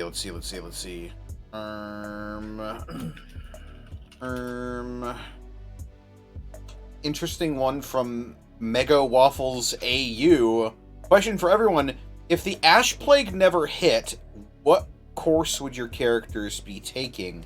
Where would Milo travel to spread the good word? Would the brothers head home? What would Gaius aspire to?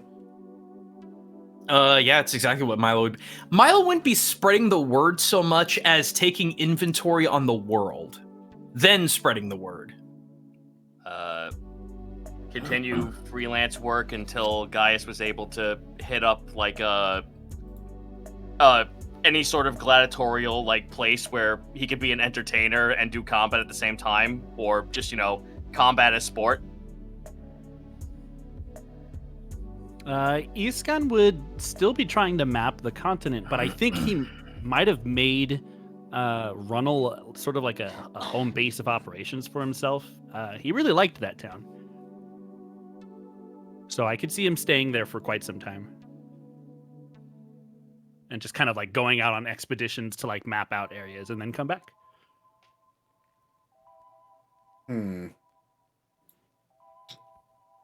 Well, to answer your sub question, sort of, I think it would be a long time before the brothers went back to Martirallo, as opposed to going back relatively soon.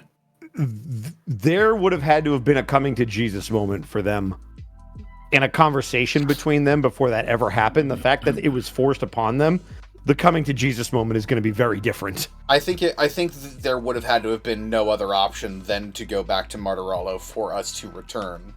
Yep. And I think that's what Otho would, happened.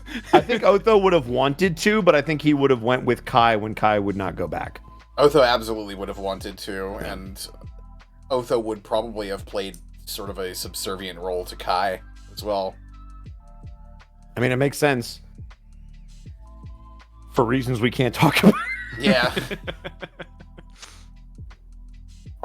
All the tinfoil hats come out because Yeah, Otho's go ahead, a take reanimated tinfoil golem hats, that yeah. Kai brought back, and That's just where his soul is right now. Kai used his Confirmed class. necromancy powers to Guys, bring it back. Bosco Oh just my confirmed God. Kai's class. Look. Kai's class is Edward Elric.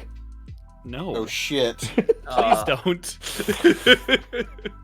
Be a better alchemist. Pre-dog and little girl Yeah, murderer. Could you? Anybody else? Maybe don't fuck If up this the video bringing your gets mother 1 back. million views, I'll bring back my mom.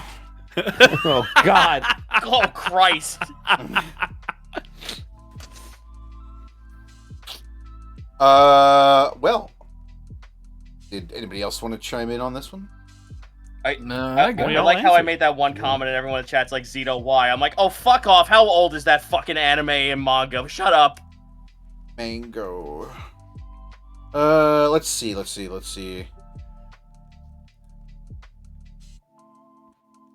Yeah. Yeah. Wondering if you should even answer this question. Go ahead. Answer it. Let's do it. Omnisidiac asks, for the whole cast, what are some of the characters that you had lined up but didn't pass the test for the characters that you're playing now? Kind of mood. It wasn't really about tests. It was just figuring out what we wanted. Yeah, Yeah. fits I better. mean, I will admit that I legitimately flipped a coin. I had two characters that I was really in love with. One of them was Iskan. The other, I won't go into too much detail other than he would have been far more adventurous. A very, very boisterous character. But I'm glad the coin came up tails because I've had a lot of fun with Iskan. So I don't really look back at the other idea too often anymore. I can pull back the curtain a little bit on my choices. I had 3 characters, one of them also being Gaius. One of them I was not allowed to because of meta reasons, and the second one, I was told that I was told that Connor was going to be playing a shifter, so I backpedaled. Oh, right. Yeah, I Mhm. remember. Could have been 2 shifters in an alternate. You There know, was also actually- a lot of. There could have been a lot of class over because there was a point in time where there were multiple classes that had 2 people that wanted to do it, and eventually everybody spread out. But there was a chance that there could have been similar races, similar classes, all that stuff. Oh no! Expounding on... I'm sorry. Just I one, was one more quick thing. Go for One it. more- I'm sorry. One more quick thing. For everyone who is saying, because I'm looking in the Discord right now, it was Themesis. No, it wasn't Themesis. No. Nothing about Campaign 1 was going to be attached to this game. It was going to be something completely different all the way. Just briefly about the whole shifter thing. Originally, Otho was not going to be a shifter. He was going to be a tabaxi. Yes. Ah. I think something possessed me to make him a shifter. Yeah, Well, it's I 'cause was you were surprised talking when to you said Bosco that. I too was much. No, I was ready for the tabaxi. People were like, I'm Connor. Yeah, And I'm it's the like, one no, who he didn't want to suggested do that. He changed it. Yeah. I'm the one who suggested the shifter, actually, not Bosco. Yeah. I didn't push him in that direction. He was through like, Bosco influence. 'Cause no, he was gonna do a tabaxi, and that's what I was ready for. I'm Bosco like, said all right. something offhand in conversation about a werewolf or something, and then like for 3 fuck's weeks sake. later, the inception. Was it me or was it brain- LJ? Because I feel like he's around LJ more. as well. I can actually reveal in earnest one of the characters that didn't get picked for this campaign.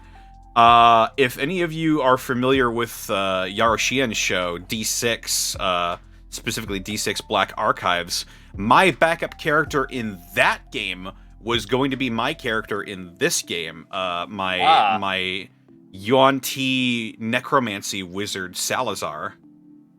Snack. Snack. Lizazar. Yeah. But there were a couple of problems with that. Yeah. Just a couple. There were a couple. Just a couple. Some very Just a couple. small problems.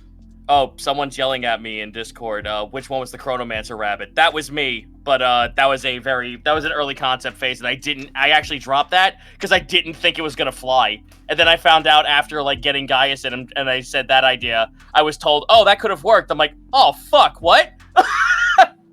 Yeah, I also was gonna be a rabbit character. But then I was like, no, there's too many furries in this cast, so... Wow. Oh, fuck you.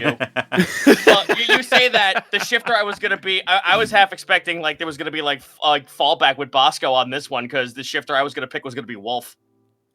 Well, we can't prove that Kai's not a werewolf. It means you have a good... It means you have good taste. We can't prove that Kai's not a werewolf. You also can't prove that he's not. Exactly. He's Schrodinger's werewolf. No, Yeah, we just... Anybody else have any input on this one? No, that's the thing. He's a were talker. On a full moon, he'll actually speak in game.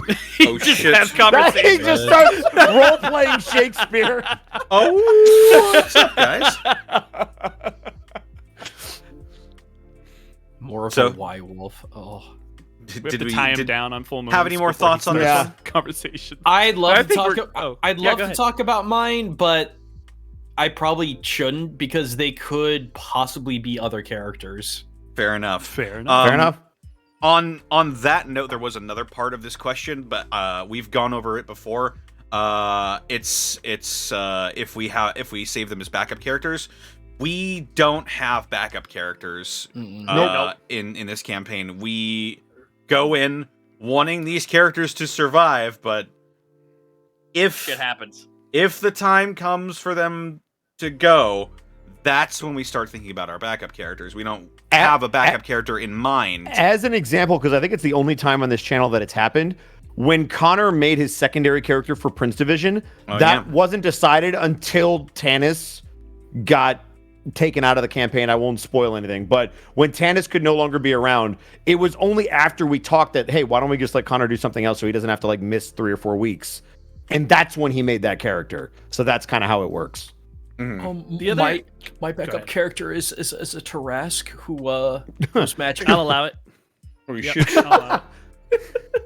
Go ahead. Oh, he gets that, and I can't homebrew? Fuck off, all of you. Shut up. No, but it's really beneficial too for the story to do that as well, because Oh then it yeah, means tell me so. we're not thinking about like what might my other character do in this situation, like Or, man, I really wish I could do And- blah blah blah blah blah because Right. blah can't do it. right. And in that situation, if we do have our main characters die, then creating a new character is going to be predicated on everything that's happened in the story up to that point. Because we might have a different idea of a character we might want to play based on where the story has gotten us. Right. And that'll help Monty too from trying to figure out how she would introduce another character if that. Well, came also to think about it this way: if you're writing all these story beats for these characters that you expect to have your players invested in, then your player goes, "Hey, so this backup character, in case this one dies, not that he's going to, but like all this," and you're like, "Why am I putting all this work into a character that you're already thinking about something else?" Yeah. So just keep that in mind when you're in your own games. Your DMs want you to be committed to what you have. Now, if you're They playing want you Ravenloft, to that's live. different. You should have a backup character for Ravenloft. You're supposed to die. Oh yeah, But Ravenloft that's is the different. exception. That's the exception. Or Dungeon Land.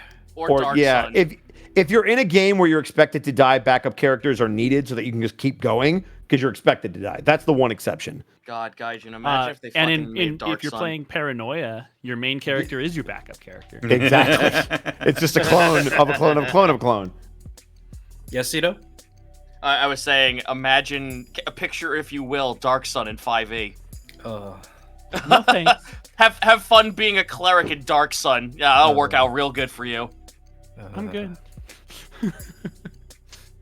Dusk Does anyone else Ninja- smell PTSD? I can't hear you over my ageless bug man. Dusk Ninja Kenji asks, for everyone, if you could pick a song to be your character's theme song, what would it be and why? Oh my god. We've addressed this before.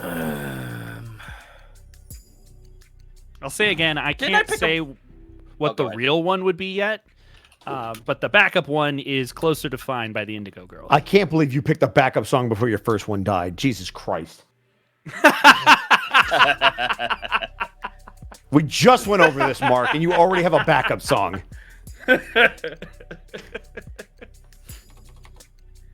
Didn't I say mine was a Real Big Fish song? I just don't remember which one it was. I think it was. I don't remember which one it was, but I remember Life Sucks, Let's Dance came up because that was what I wanted for you. Did any of our wiki wizards take notes on any of those? Yeah, like, come on. I'm sure they did. I'm sure it's on a tropes page. Hey, I don't know if I ever answered that one, but I just thought of something that would work very, very well that only old people will understand.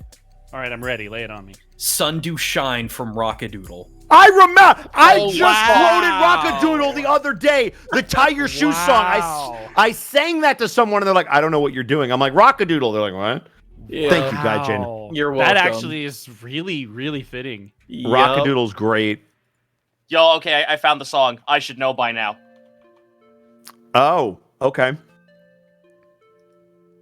Yeah, no, this is completely a Gaius song. I'm gonna put it in the chat for everyone to Do check it. it out. Yeah. It No, you're right. 100% is Gaius. It is. I remember this song. I love Life Sucks, Let's Dance, same album. Yep. Yeah. Even the like mellow way that they sing in that song is Gaius.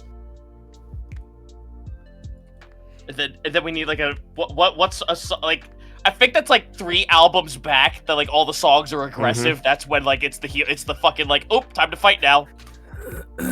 It's fighting time. Goddamn beautiful day. That was the other one I was thinking of.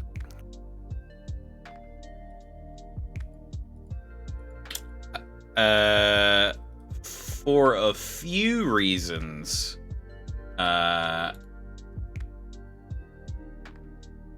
simply because I am a huge nerd. I think Otho's theme would be "Can't Say Goodbye to Yesterday." What's that from? That is from Metal Gear 2: Sons of Liberty. Ah, okay. It's sort of like a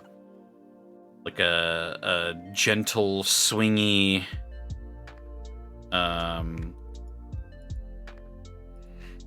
piano ballad.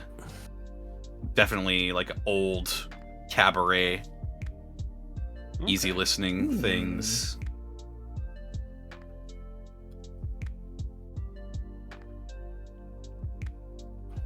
All right. And he's the song is about trying to find out what you're trying to find out your purpose, and thinking of the good old days and wondering if you'll ever get back to that point. Whatever happened to predictability? Milkman, Paperboy, Evening TV. Wow, We you get guys just everybody? dropped the ball. Jeez. I thought we were gonna do the whole group and then like get to the big reveal for the chorus as we all sing together. Everywhere you look, everywhere you look, somebody who needs you. Sorry, I was going And through you look PTSD 'cause- everywhere, and you look there. I was going through PTSD because I'm just like, how do I fucking like ebb in a song from Rockadoodle into all of this? Gotcha. I have no. I have no idea. So next question. Well, hold on, I didn't answer. Yes. Well, you did Let's. it. No, I did. What was my answer? Well, then answer. All right. My answer is that I can't answer because it'd be a spoiler. Because if I told you and you listened to the lyrics, it would be a spoiler. I have, So shut I have hinted at it in game. Do you have but a backup song? I do have I don't have a backup song, but I have a song for Remy So I'll say Remy's That's because they're not asking. We don't care about Remy. Remy's shut up. dead. I care about Remy. Whoa. First of all, Damn. fuck off. Second of all, so Remy's is Elysium from Gladiator, and it's actually the complete set of songs that Hans Zimmer probably stole from his interns. I mean, wrote himself. It's Elysium. It's Elysium, Honor Him, and Now We Are Free. And if you listen to that 8-minute track all the way through, which is basically one long song, but it's 3 sections of it, I feel like listening to that, you could hear the story of Remy's life from like the start of the Valithian War all the way up until where we currently ended. And every time I listen to it, I get emotional when I think about Remy because it's just it fits him so well, and it goes from a kind of tragic song to something that's very uplifting. And if you've seen Gladiator and know how that music is used, it makes a lot of sense. So it's a very impactful song. Task was the River of Souls from Turok 2. No, he was the River of Dreams from Billy Joel because you're from Long Island. How the fuck? So I've been walking Seika's- in the middle of. Seika's song was something I actually wrote and sang in an episode. Go back and I find it. remember that. I wrote that song Mm-hmm. Neat. because I'm a weeb. At least you're not alone. Hey, we belong together. Okay. Yeah. There are 2 themes that I think would fit Panic. One would be the Book of Heavy Metal, which would be for more of his like rocker boy personality. The other one, which I think reflects his quote unquote true personality, would be Wait for Me from Hades Town. Wow, Hades Town. Yeah, Wow. because he's trying to find his mom, and he's like, "Wait for me, Yeah. like don't go."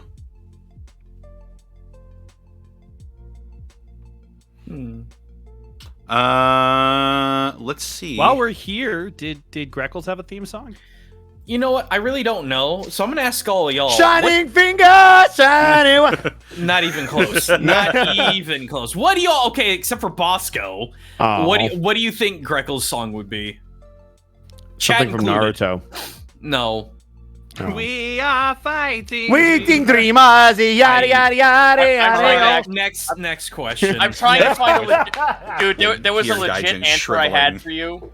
There was a legit answer I had for you, but it's from a soundtrack to a video game that I don't remember what the title of it was, but I know it was from Slay the Spire.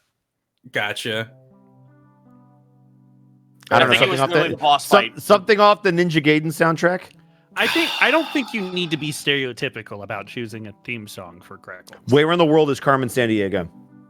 Why? All right, 'Cause maybe where- you went where's too Greckles? far in the other direction. Shit. He's in Alavast. I Well, would that say was definitely something about like masks.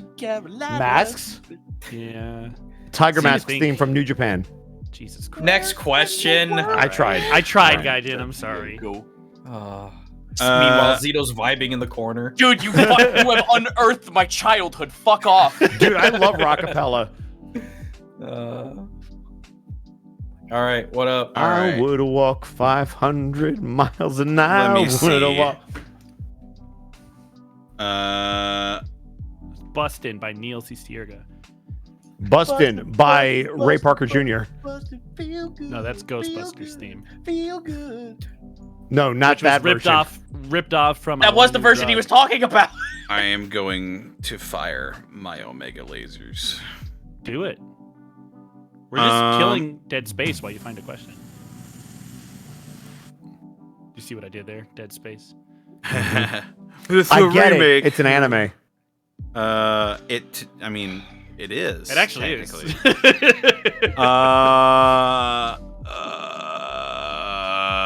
Can't answer that question. Whoa. It's scary. Interesting Scary. question from Ace Marrow, follower of Lies. If you were to redesign your characters, what would they look like?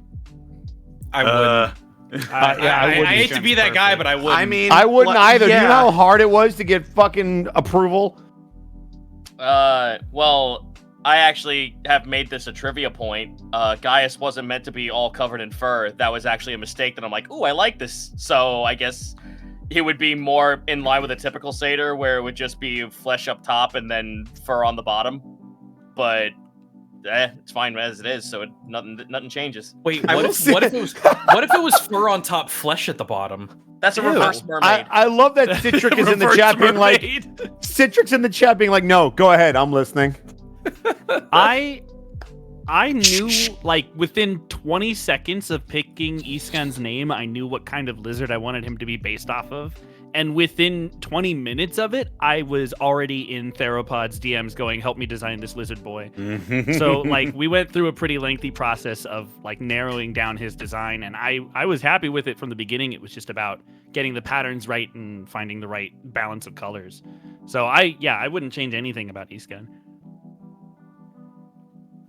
The only thing I could say about Kai is if I had my way, he would be even more generic looking and the most ripped out of a character creation suite that you've ever seen. It's the dude blandest from of the clothes. front of the How to Draw Manga. Yes, yes. Oh my god! He would have been so boring and innocuous looking that you would not have been able to pick him out of a lineup. Default creator wrestler. Right now. Default creator wrestler. I'm going to fucking tell you this right now, Bosco. I would have been legitimately mad at you if Kai looked like generic How to Draw Manga man.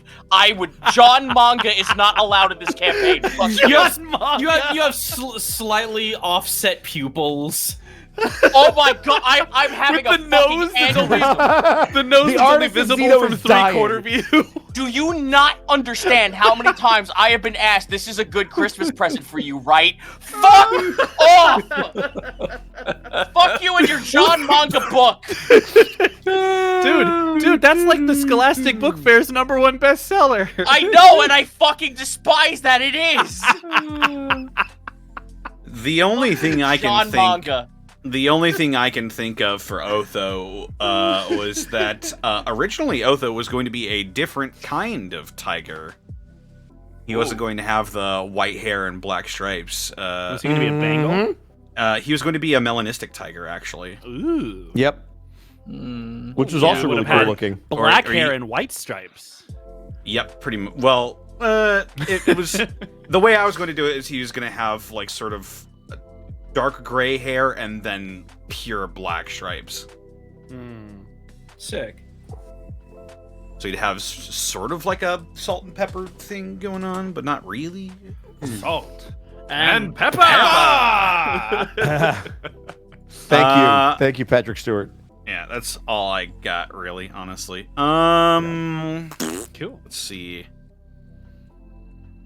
Dude, I'm gonna remember John Manga till the day I die. Dude, I just I've never every heard time anyone there's a call generic that anything, John I just call Manga it John before. whatever it is. I fucking love that, Zito. Thank you for that game. You're welcome. Captain Bunny Rabbit asks a topical question.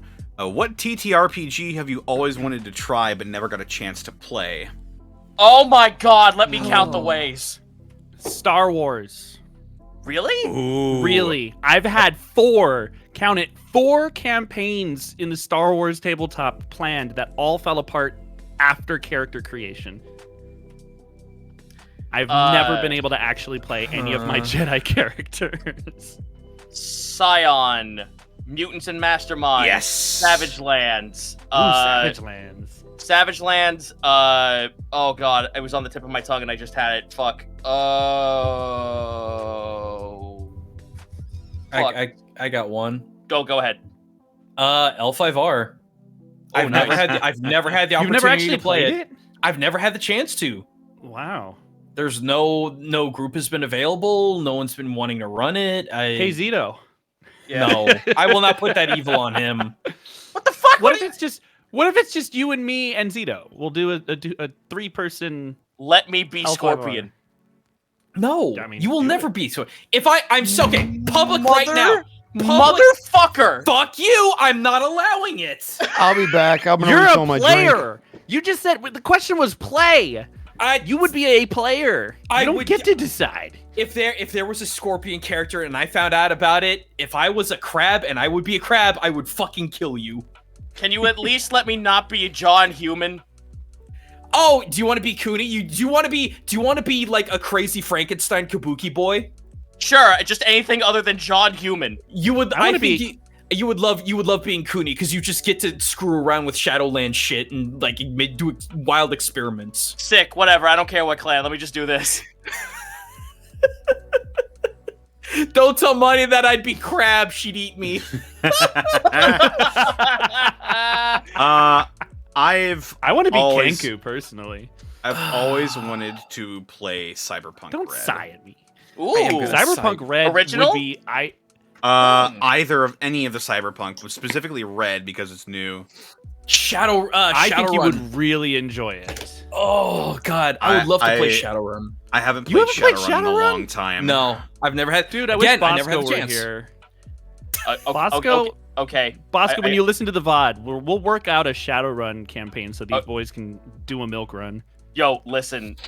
I remember what the one was that I've always wanted to play. I got the character creation one session and the game disbanded, and I despised it ever since because every time I ever fucking bring it up, everyone goes, "Oh, you know what we should do instead? Vampire or werewolf." Fuck you! I want to play Changeling. Yeah, Oh yeah, I feel yeah. that. I want to play Changeling. Stop bullying me into playing vampire or werewolf. I don't give a fucking shit. I Well, want to play guess Changeling. Guess what, Zito? It's Chronicles of Darkness now, so you can play a changeling in any setting. Fuck yeah! Let me be mage too while I'm at it. Can I answer the anti-question of this question? What The the anti-question. The anti-question would be, what would be the tabletop game that you would never ever want to play? Oh fuck. Fate. I'll never play Fate. Never doing it. Call of Cthulhu because I know how. Thank you. I was about to say fuck Call of Cthulhu. Why? Well, because we know how it ends. Yeah. Also, in a it's a game about system. in a fantasy game where crazy shit happens, if the best you can do is break even, that's fucking boring. Mm-hmm. I've played. Well, maybe you've just played bad Call of Cthulhu campaigns. There's other ways around that. Please tell me. Yeah, it's called being a good writer and DM. All right. If you want to look, tell you what, Mark. That sounds if like ever, you just put yourself up on the table there, bud. I was about to say, Mark, if you ever want to run a I Call of may or Cthulhu may not game, be working on something in the World of Darkness setting that's Call of Cthulhu inspired. I don't know. Maybe there's some seats for you. Well, guys. see, Who that's the knows? thing, though. Is like if you're modifying it, then it's not the same system. I'm talking about just raw, the game Call of Cthulhu. What about Gaijin. the system do you hate, though, specifically? Oh, it's not the system. It's not the fucking system. setting. Well, that's what the question was what tabletop system did you want to play in that you haven't System. played I it thought yet? we were just talking about flat tabletop. Oh, games. just in general. Okay. The Okay. game is the system. si- If you're talking about a specific like module or like structured campaign, that's a whole nother question. Oh, well then here, I'll make this easy. Fuck raw Call of Cthulhu. I liked Cyber Call of Cthulhu. I'd be Where down. at I lea- could- yeah, Where yeah. at least it could have been Cyberpunk and then Call of Cthulhu shit happens. That's interesting. I'm Dude, going to give old- the. Sorry. No, go ahead. I'm going to give the obvious normie answer and say Fatal. Yeah, I that's haven't what fucking I was. thought of that's that what I in was- years. That's what I meant when I said fate. I meant fatal. Sorry. Oh. Yeah. Is it the same thing? I didn't even know. No, they're not the same thing. I think fatal is correct. My brain just doesn't want to remember that it exists, so it blocks it out. Yeah, there's like 3 different fates, and I'm like, wait, which one were we talking about? The weird sex racist one. Yeah, That fatal. one, yes. Yeah, that's That fatal. fatal. That's fatal. I don't want to know Aside now. from all of that, it looks like hell to play.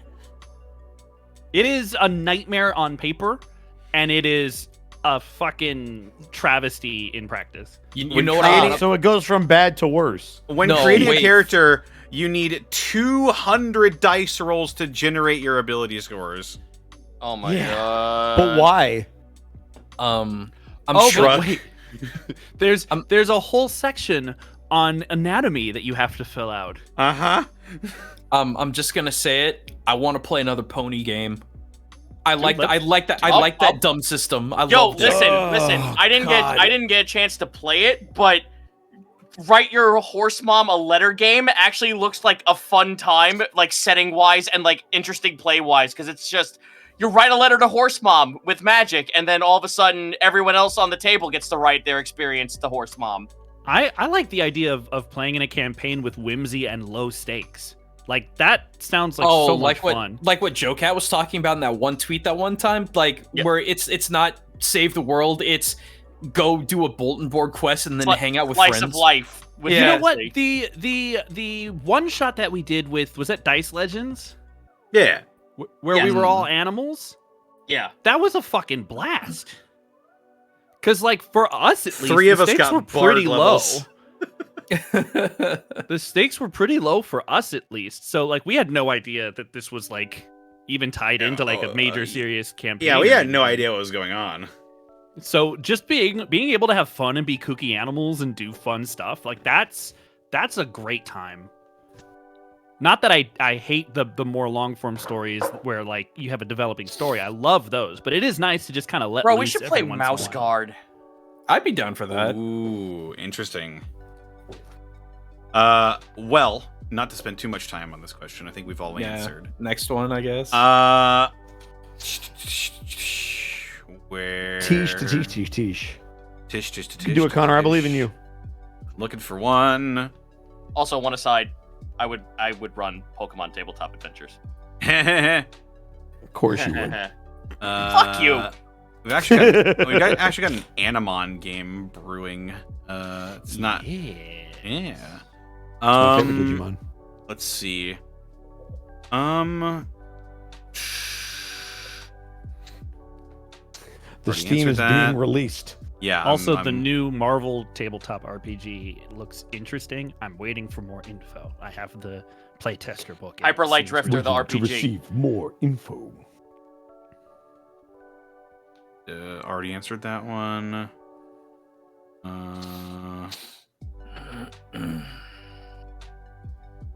How are you, chat? Let's ask you a question. No, that's a terrible idea.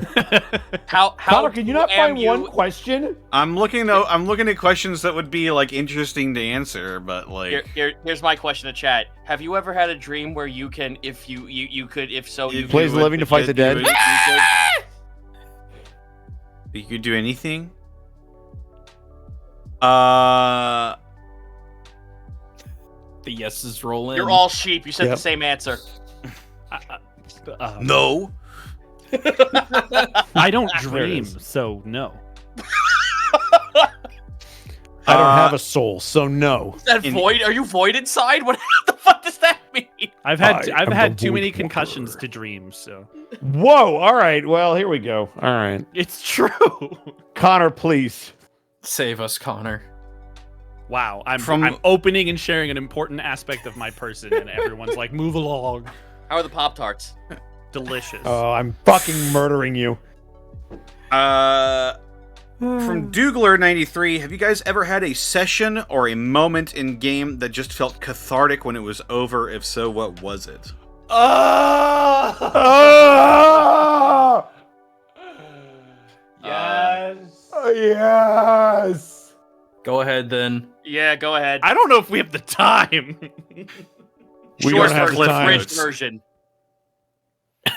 About 3/4 of the way through that long campaign that Bosco and I I knew you were Um, going to say this. we I think we had the same thought. the short version of it is Bosco's first character died. Yup, And- we had the same idea. We had the same.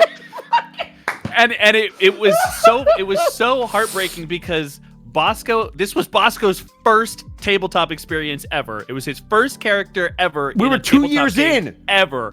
We were 2 years in, and his character died. And so he had And to it was make a new I was character. unconscious when he died. It was the most like unceremonious death of a player ever, but it was lingered awful. for months. And like he made a new character, and we could all tell that he was like not fully into it because he was still like really like hating that his first character died. And it wasn't until like 2.5 years later I don't even remember specifically the situation, but there was a campfire. cleric. No, was it at the fire? Is it when he came back? Yeah. Yeah, because he was brought. Sorry, to I'm the like almost portal. crying already. Yeah, I Because remember this. he Fucking came moment out of, 'cause I had like, a script. I have the script. Where's the pages? again, this is all the short version, but in a time completely unexpected when like my character was just floundering. He truly didn't know what to do. He was like getting ready to throw his life away. He was just out of options. And the spirit of Bosco's first character, Wolf, visited him and they had a conversation, and it like fixed the trajectory of this character. But like that moment, like being able to have that actual like final goodbye conversation and seeing that like, you know, he was in a better place and like all that stuff, it all came at a time. So I'm really like actually emotional. Mark, it all Wolf came at a return notes. time. I found them. Shut up. I found them. Let me I'm get looking through at them. this. I have the Shut up. notes. I have the speech. It came through a time when I was going through a lot personally, and so it felt sort of like a version of me that had died several years before was coming back to tell me that I was okay, and that having that happen, first of all in a tabletop game, and second of all with Bosco, who by that point had become one of my closest friends, like that moment will forever be cemented in my brain. I'm sure you guys can hear it because I'm like fucking emotional just even remembering back to it. But it was insane. I mean, it was 2 years later, all but forgotten, and no thought in my mind was like this could ever happen, and then it happened.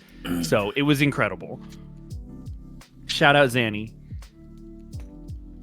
Bosco, don't you fucking read that script. I'm not gonna read it. It's just, I'm looking at all the fucking notes and I'm like, Jesus Christ, I'm emotional too.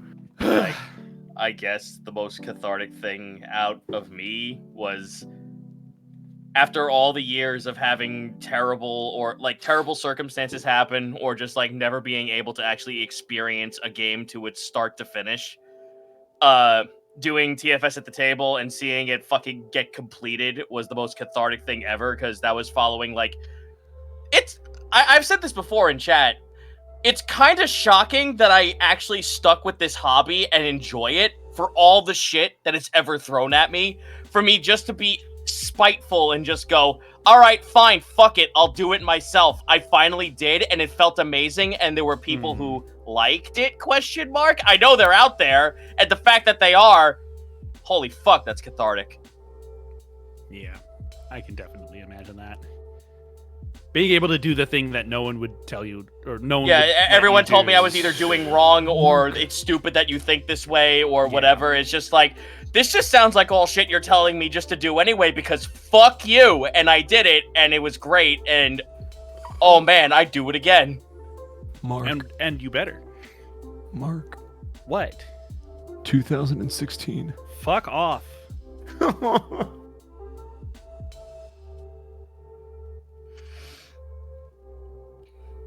Anybody else? I honestly... Oh. I was just gonna say, I honestly don't know.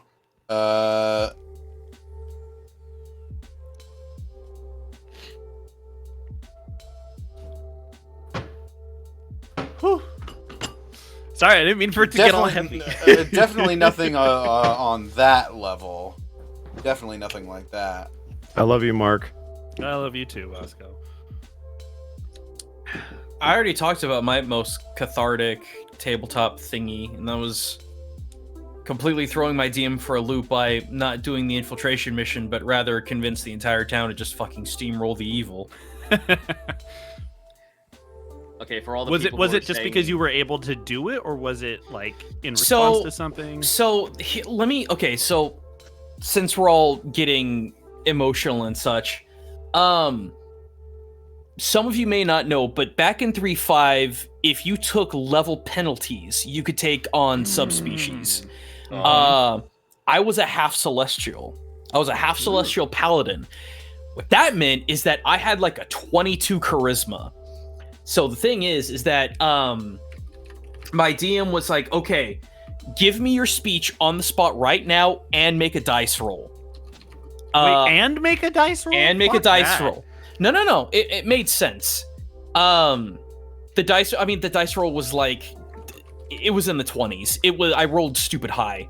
And I actually sat there and gave a speech about how these people knew that they were being abused and in some cases murdered and downtrodden, and that they have the power to do something about it only if they would rise up. But this was a 5-minute long speech that didn't repeat itself.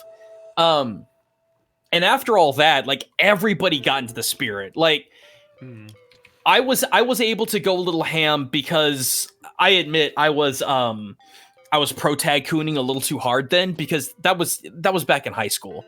I didn't know any better. But the cool thing though is that everyone else jumped in on it. When I said that we got a group of pirates to shell the tribunal building, that was because we had we had a swashbuckling rogue that was able to convince the pirates to be like, hey, get like 16 cannons to go shell that. Like when D&D is at its best, it's when an idea occurs and everyone jumps in on it and has something equally of impressive value to add to it. Agreed. Yeah, 100% agreed. Also, yes, for those of you asking, I talked about this very story on a video that I did a very, very, very long time ago. I think I privated it after a while because I compared wanting to play a paladin to my own core systems of belief and got heaps amount of shit for it. So, yeah. If you caught that video, congrats, because that sucker ain't coming out the vault. Just like Walt Disney's head. You all mind if I answer something like verbally that I've been doing in chat for a little bit? Yeah, go for it. I want people to understand that like as much as I like say on my own personal channel, like, hey, I don't talk about like TFS or unexpectable stuff in here because there have been people that fished for info out of me in those streams, so I'd rather not talk about that stuff in there. However, while I'm here, I'm not deaf or blind to all the appreciation and the love you guys have said to me about the fact that you like the game I ran.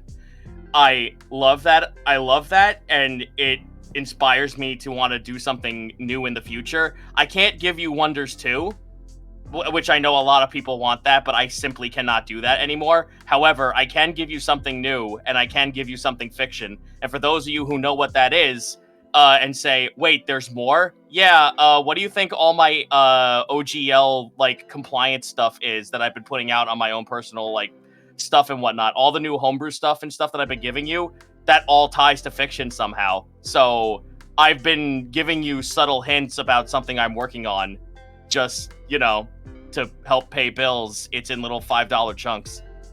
So the fact that you guys have shown interest in that shit and want to see more of that, that means a whole lot, and I'm very grateful that you're all here to stick with that. So thank you for that, because you've made a small hobby and creative writing exercise and a whole lot of spite for someone who told me I couldn't do something become something, and that's fucking amazing.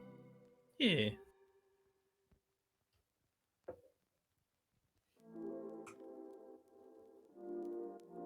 All right. Well, let me see here. A lot of the questions we're getting right now are questions that we've answered before. I'll say this: I got like one or two left, and then I'm gonna have to bounce. I'm just crashing super hard. Fair enough. You're good. We got like 15 minutes. We're close left. to normal ending time. Yeah, we got about 20. Yeah, 42, 43. So yeah. I'll try to cherry pick these a little bit. Good luck. That's illegal. You can't cherry pick. Watch me. Can you Like pick on the cherries? first page of the basketball rules, you cannot cherry pick. I'll cherry pick. I'll straw man. No. I'll gaslight. You're that I'll you're that girlboss motherfucker at the YMCA. I see you. So I'll just say The sign says gaslight, no dunking, girlboss Connor. gatekeep. One more thing I'd like to add real quick. I'm sorry, just to be one more shill for a tiny bit. Go for it. Because I did want to announce this during our stream today if we were going to play. So remember the characters and all the stuff that I was saying, like, hey, wouldn't it be funny if you played a race of people that were made of Electrum? That's out. Sick. That's out. Hey, the Now- Monty Blue character. Now we can all shit can on Monty together with. I was these gonna characters. say, Yay. legitimately, let's all build one, and next week when we start the show, start talking about our characters. Yes, please. I'm down. Please, that'd be great. Yeah, Post it in the chat. You're welcome.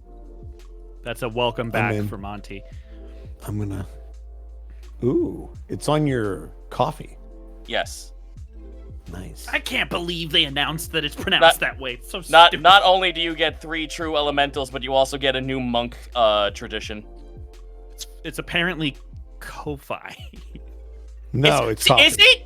Is it? Because I've coffee. said it both ways, and people tell me I'm wrong all the time. It's supposed to be coffee, Someone but it sent should me be a link Ko-Fi. from the creators that say how it's pronounced. Well, that's See if I can find stupid. it again.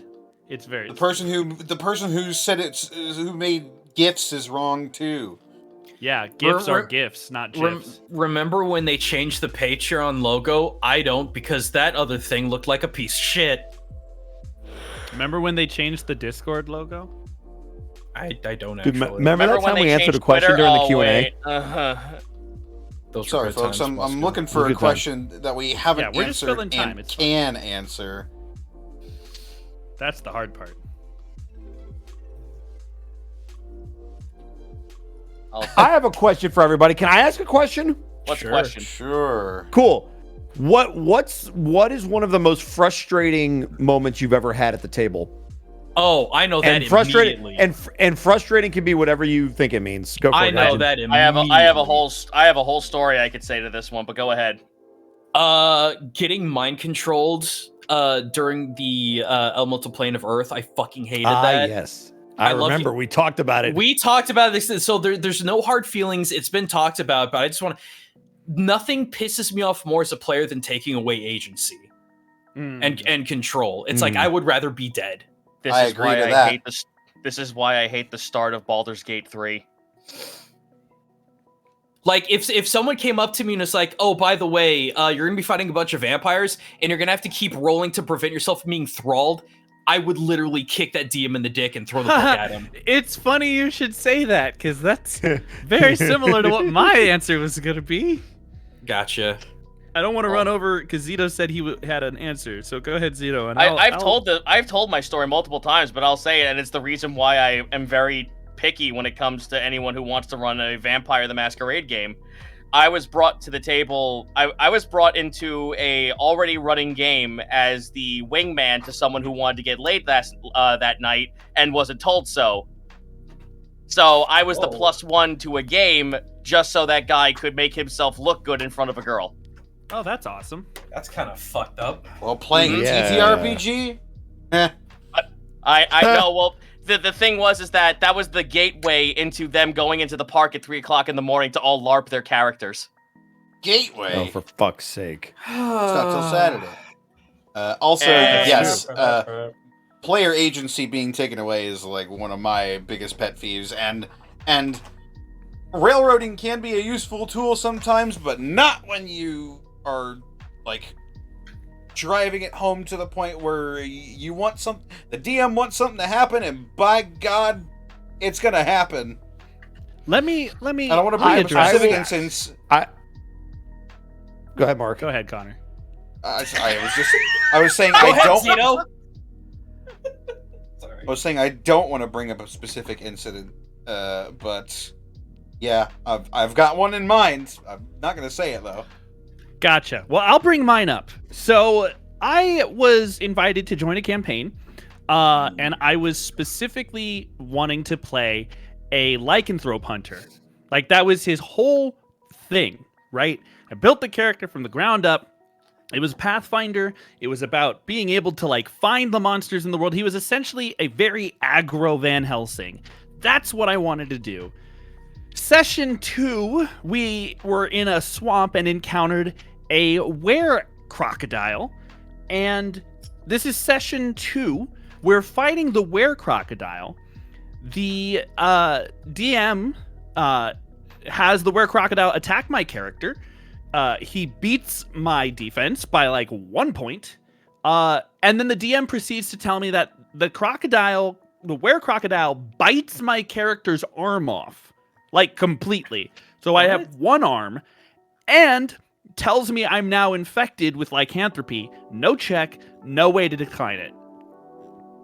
I walked away after that session because I was like, you took away an arm from my character without checking with me if I wanted to do that or was okay with that on just a regular attack hitting.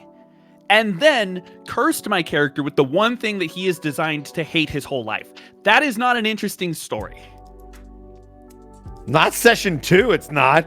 You didn't give me any time to establish the character. You didn't give us any tools by which, and I asked, I was like, okay, well, given that my character is literally an expert in this field, what could I do to cure lycanthropy? And he's like, oh, well, there's no cure.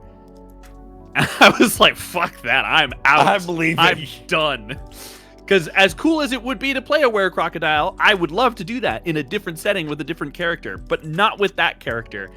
And also, I was just really pissed off to have my arm ripped off on just a regular hit. That's why when people fucking like tell me like, oh, what do you do with dismemberment on attacks? And it's like, oh, that could happen. Nah, I'm out. Goodbye. Did I tell you all the Blinkling story? No. The Blinkling story? I don't think so. So, boy, oh boy. I had a DM one time who was very liberal about everything, including the cosmology of D&D.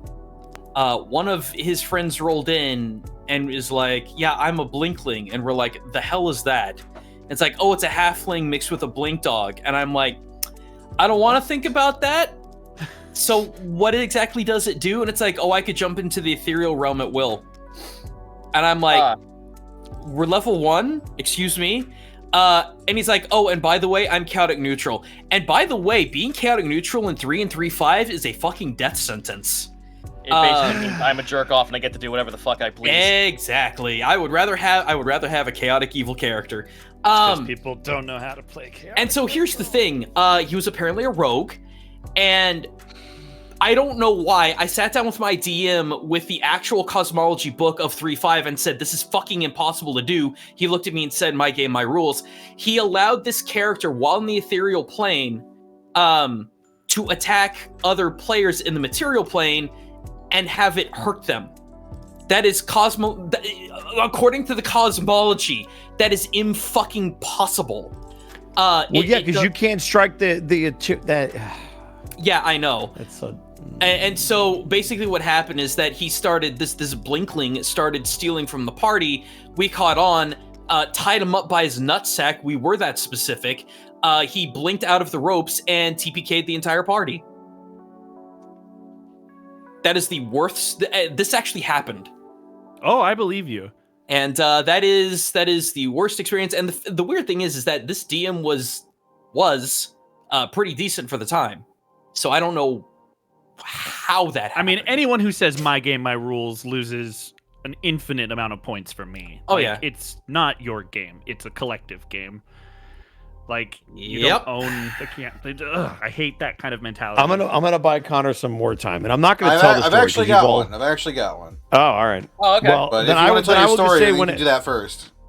I will be quick. I hate when players in a game will make a decision that affects everybody without checking with everybody, and it is a game-ruining choice. You've all heard the Knocked Arrow story. That was a game-ruining choice. Yep. And it was frustrating as fuck. And I don't need to tell the story again because you've all heard it. But if you are going to do something because your character would do it, and it is going to change the course of the story, and you give nobody a fucking heads up, you need to maybe reevaluate why your character would do that. Or if your DM says, hey guys, the big bad will do this. And then you walk into the room, and I'm not referencing anything in particular, Connor, but if you walk into the room and then do the very thing you were told not to do, I don't give a fuck if your character would do it. You are asking for the consequences for everybody. There's no good reason to do that. And if you're going to do that, at least talk to the DM and be like, look, I'm going to do something stupid. Is this going to be game breaking? They're going to be like, it's going to fuck you up. And then maybe don't do it. Because everybody has to deal with those consequences. For 3 years. Not saying anything For 3 in years. particular, but I'm just saying. Don't be afraid to walk away from games, guys. That's Yeah. a huge Well, thing. I didn't want to walk Yeah. away from the game because the game was great. It was a bad choice in a moment by an inexperienced player. And it was... Who also left the game shortly after. So. Yeah, well, was killed in that final battle, too. Oh, man. Connor, what was the question? The question was from Gaben's Prophet. How long do you think this campaign is going to go, / do you think this is going to end up being even bigger than the previous campaign? 6 No years clue. and yes. We're 6 years in a movie, right? Yes. 6 years in a Yeah. movie. We're gonna keep going till the inevitable heat death of the universe. So And we'll still be level 10. That Oh my that God. was Still be level 10. How have people in this chat not heard the Knocked Arrow story? Sorry, I'll get back to that. Yeah, I think it's going to be as long, if not longer, than campaign 1. By the After that, campaign 3, baby. I have to tell you guys something. Someone came into my stream the other night and asked me, "Okay, so after all this OGL stuff, are you gonna quit D&D?" What? Can we get all right? I know we're not asking that question, but this is a Q&A that's not getting posted anywhere. Guys, I don't know if you saw a D&D tweet, but they said the original OGL is staying in place. They're making a bunch of stuff from the core rulebook free to use, which means stuff that there was controversy over. There's no longer. We got everything, and people are still mad. Free now, guys. Yeah, we got- Holders are good now. Everything. What else do you want? I can Everything in write a 5e yaoi fic about source. Strahd. You Yes. can. Yep, You you can. 100% can. What else do you want? Like, I get it. They were dumb. They tried to do a cash grab. It didn't work. If we are gonna get mad at them for doing that, we have to let them change. And if they give you literally everything and then some, you have to be like, all right, well played, and move the fuck on. Man, and if they it's- try it again, we shut that shit down. It's almost like cancel culture is bad. Mm. Damn, I don't who wanna- would have I don't- thought? I don't even want to go down that road. I'm just saying, I will give Dungeons and Dragons props. They listened. They did what they were supposed to do. And hopefully they stay not stupid in the future. That's all I'm saying. Yep. Can I say something guess a little it- unrelated yeah. that I meant to say Sure. before? We give shit about being level 2 a year in, but I want to say really quick, it's actually been cool as shit for Monty to find all I this love weird it. shit for us to fight. Yeah, Like I love it. it's actually been refreshing. a fucking Real talk. That's great. We ghost. fought a pie. Yeah. It's great. And I've said it before. I will take this opportunity to reiterate that I personally much prefer milestone leveling over experience leveling. Oh, hard agree. Oh, hard yeah. agree. Yeah, That was Agreed. actually going to be the Experience next leveling. question. Oh, well, great. Oh, Yeah, Contrast asked, how do you guys feel about leveling up via story beats? Is it different from any other campaigns you've done before? I've actually only ever like done it. story So, beats. I love never done experience. milestone leveling. The problem with experience point leveling is that you'll end up playing with a lot of people who will inevitably know how many experience points they need to level up. And so it derails the story aspect because there are people who are like, I'm really excited to get to level 4. So let's go do this dungeon and I'm just going to kill everything in the dungeon. And, after every battle, they're like, how much experience do I get? How much experience do I get? And it becomes the driving factor of the story. And it's never about the story anymore. It's just about gaining experience points and leveling up. It becomes a video game. And I would much rather have beats in the story where, okay, you hit this point, your party levels up. You hit this point, your party levels up. So, really quick, does anybody remember the old comic series Knights of the Dinner Table? Yes. There was Yes. there was a character named Brian Von Who was it I Hose or was Who's? thinking that exact fucking So- animation. So basically what happened, you know what, Zeno, you tell the story because you're better at telling stories. Go for it. The player was a notorious player killer for the sake of getting his own character to maximum level. So he was a mid-maxer and killed everyone in the players at the table just so he could get his meta up. And they played another game just to they basically then, just before he was about to get to level 30 and get deity status on whatever system he was playing, the DM switcheroos the entire system to play something else just to fuck with this one player. And then they all come together at the end of the day to be like, we literally did this just to tell you to stop being a jerk off. Because they would constantly kill me like, hand me another character sheet. Yep, I think he went through 150 character sheets before he just Holy went, I shit. can't take this anymore. It was a cartoon. Yeah, So, it wasn't real. It wasn't real.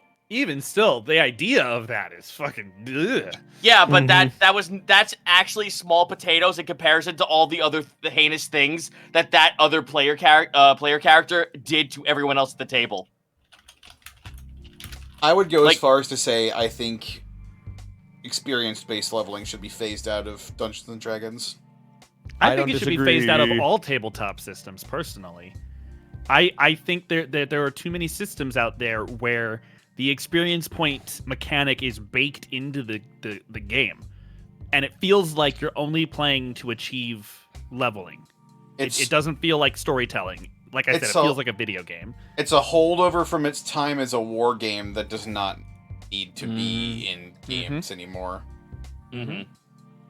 Because when you really think about it, all the DMs that I knew would actually highly, strictly control what was fought, specifically to make sure that people didn't level up too slow or too quickly. So it's like, why bother in the first place then? Just have legacy levels. Right. Mm-hmm. And plus, you don't have to worry about CR calculations to figure out how many experience. That's No. fun. Because that's a whole nother Fucking process that just doesn't need to plug. exist anymore. So what's next? What do you think? Got time for one more question, everybody? Yeah, Sure, it's one question. almost midnight, but yeah. All right. You got to dig for it. I can buy you some time. I can buy you 60 seconds I can say the one that I'm looking at right now. if you want to. You tell Which me. I'm not sure we'll have an answer for it quite yet, but Well, that's a bad last question then. I mean, it might end up with people just everybody saying no. Confirm nor deny. All right, let's try it, and then we can always do one more. Gotcha. Cheshire MG asks, for everyone, do you have any regrets, however small, about your current characters? Oh, Nope. no. No. Yeah, Not at there you all. go. Yeah. Ah, You're yeah, I right, told Connor. Yeah, all right. Find another one. Give me 60 seconds. I'm going to tell the knocked arrow story, because apparently people haven't heard it, and then we're doing the I'm gonna last dunk question. my head in a bucket while you do that. No, I'll all be right. back. This will be the quick version. So, since some of you don't know this story, and it's frustrating as fuck, all of us were a party of 9 in 3-5. So think about that, 9 people at the fucking table. The session started, we were in a forest area, and we were trying to meet up with the main bad guy of the series. It's called the Yellow Robe Figure. We had never seen this motherfucker before. We had only heard of him. We were about to go see him. We knew where he was. For whatever reason, as soon as we started the session, one of our player characters was like, I knock an arrow. So he knocks an arrow, and he's got this thing knocked the whole fucking session. 3 hours. Think about how hard it is to knock an arrow in real life. You're going to do that for 3 fucking hours? No, you're not. You're a liar. So we go up this magical, like, fucking lift that takes us up this mountaintop, and we get to this, like, plateau. So imagine standing in front of, like, a Greek amphitheater. It's got the big stone, whatever the fuck, and it's falling apart. And we're about to walk up to it. And we see the yellow-robed figure for the first time, and there's this globe of energy in front of him. And inside the globe, we see our city of Carol from Shadow War. So he's clearly doing something or watching something. And I shit you not, Mark's character, who is the mage, by the way, is like, nobody do anything. I'm going to look for traps, and is ready to roll an Arcana check. And as soon as he picks up his die, this motherfucker goes, I let loose the arrow. And a collective around the table of like, wait, stop. Can I roll a reflex save? Can we stop him? Well, I was going to do an Arcana check. Can I cast a spell? He was like, he had the arrow knocked the entire time, so he lets loose the arrow. You see it fly through the air. What the fuck do you think happens when you shoot a mundane arrow at the big bad? It didn't hit him. There was a force field, because of course there was. So this yellow rope figure turns, looks at us, walks through a portal, turns the fucking full moon on where the city was.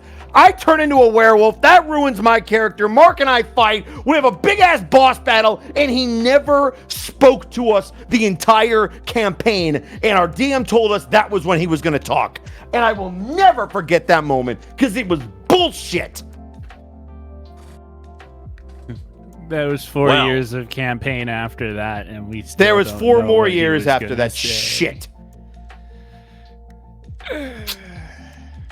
And now well. that's the reason why in Carol there is the knocked arrow in the Dracus district. That's why that bar is named that. I like Fuck, never forget. I like Carol's funny alcohol. Yeah. Oh, Angler's Ale? Oh, It's Angler's great. Ale is Ale crossover Cameo edition. Yeah, I fucking It's love so Angler's good. Ale. Ravenloft Light edition. Hey. I'm gonna get Dewey fucking addicted to it. All right. Yes. Our last question Drink for the- the evening. It's like Pap's honorable mention. From Frostflame asks, what fantasy world, any franchise of your choice, there are no bad options here, do you think your character would have the worst time in or the best Oh, time Jesus. Strahd. Milo would fucking hate it. Are you kidding me? in? Yeah, that's true. Like, that's a no-brainer. Put him in the Shadowfell, and he'll just go fucking nuts and turn into a monster. What tabletop What was the RPG question? doesn't have combat? What fantasy world or franchise do you think your character would have the worst time in? I have a very best time out there answer. For the worst time, I think Eastgen would have the worst time in the Hunger Games setting.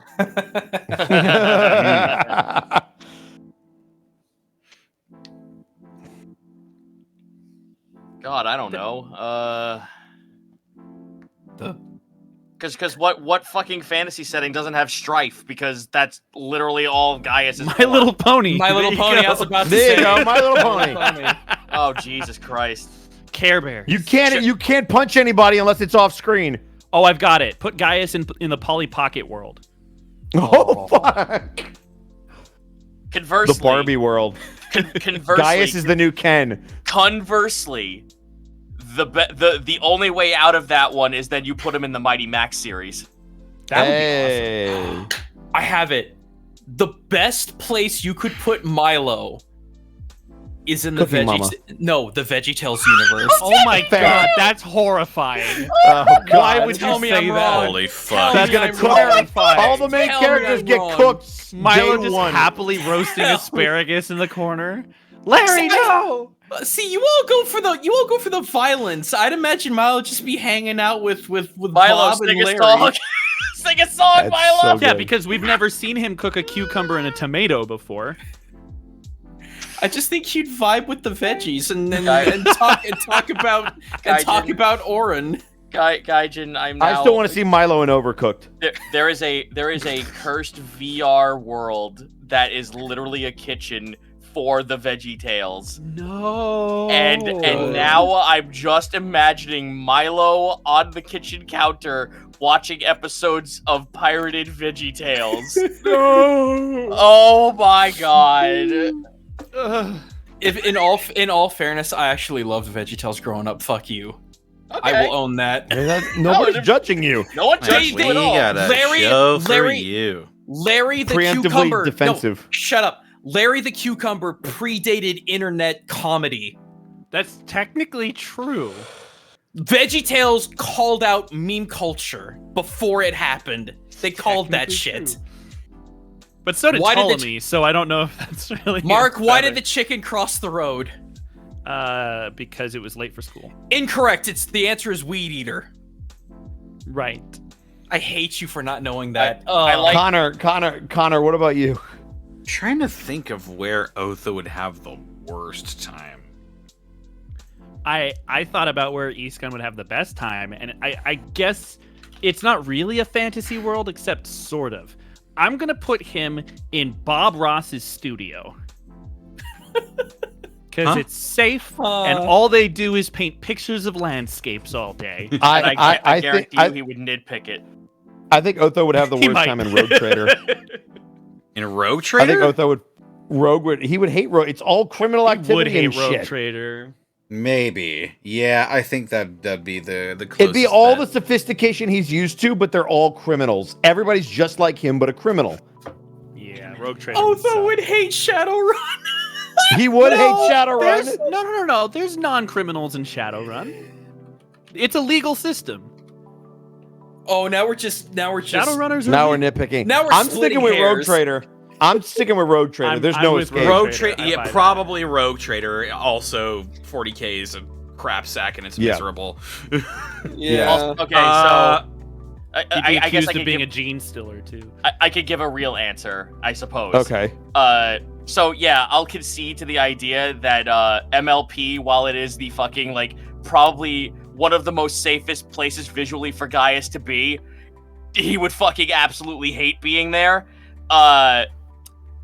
For the place he would be for a tabletop setting, I don't know if anyone here has heard of Worldwide Wrestling. I have. Yeah. Ooh. Yeah. Come on, I that have heard of fucking this. I've kicks done so so much much ass for research. Gaius. Wait, It is. Here's a counter. tailor-made. Why don't we put him in WMAC Masters?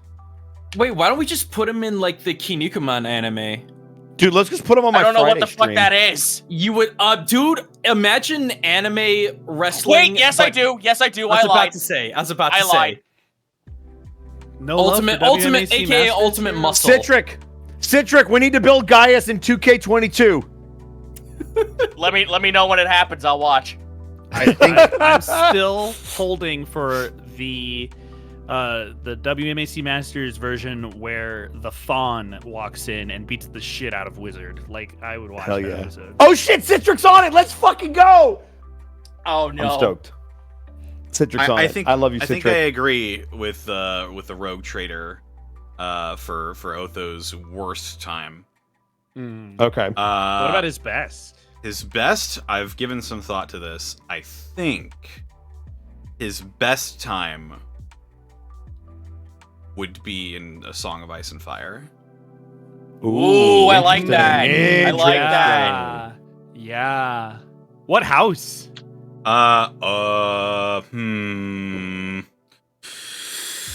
Do I say Lannister? I mean, it fits. It does fit. Do I does fit. say You are. Lannister? You are. The Otho and Kai are the Lannisters. Bravo. Gaius is on the wall. Oh shit. Oh, I love it here. Nothing bad ever happens here. hey, look, a wildling.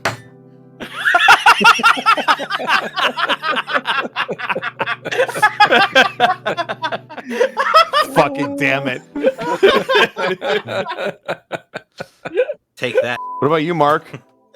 I've already answered. Yeah, but answer again. I said worst place would be the Hunger Games. Best place would be Bob Ross Studio. Oh, that's so good. It's Like so a Bob good. Ross's studio is a fantasy setting now. I know. I said Yeah, it wasn't right. really It is. fantasy, but like I don't know. Do you want to give a real answer? I don't know of any like fantasy settings that are all about mapping and exploration other than Mass Effect, and I feel Dude, like no more he'd Sky. hate it He'd be in great. Mass No more Effect. Sky. Because again, the whole I mean, being in space where you I Mass agree. Effect Andromeda. I could give you an answer. I'm open. Avatar: The Last Airbender, and he's exploring the spirit realm. Oh. Huh. So like after ATLA, but before Legend of Korra. Yes. Yep. Like the in between. Yeah, that actually would be really interesting. I like that a Awesome. lot. I like it. Yep. Also, Shahalam said Dora the Explorer, and I'm upset. Oh, fuck. I'm out. Mad Pack. Mad Pack.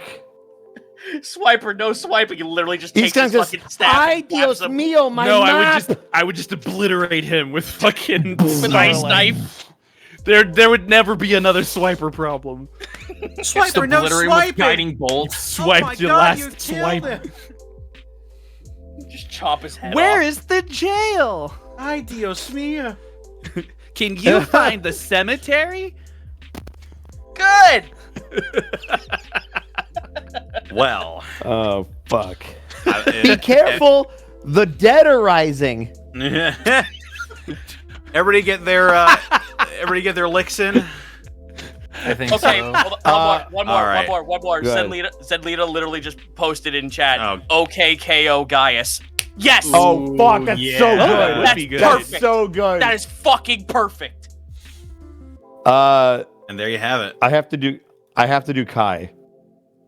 I think he would fit in best probably in Ravenloft. I hate that. And then- that's accurate. Yeah, and then I think the worst place he would fit is probably Anywhere without Otho. No, there it is. No, I mean that's honestly that's true. Honestly, that's very accurate. Fuck, I don't know the worst place where he would fit. I'm trying to think because I think he fits in really well in a lot of places. I'm trying to think where he would get in the most fucking trouble though.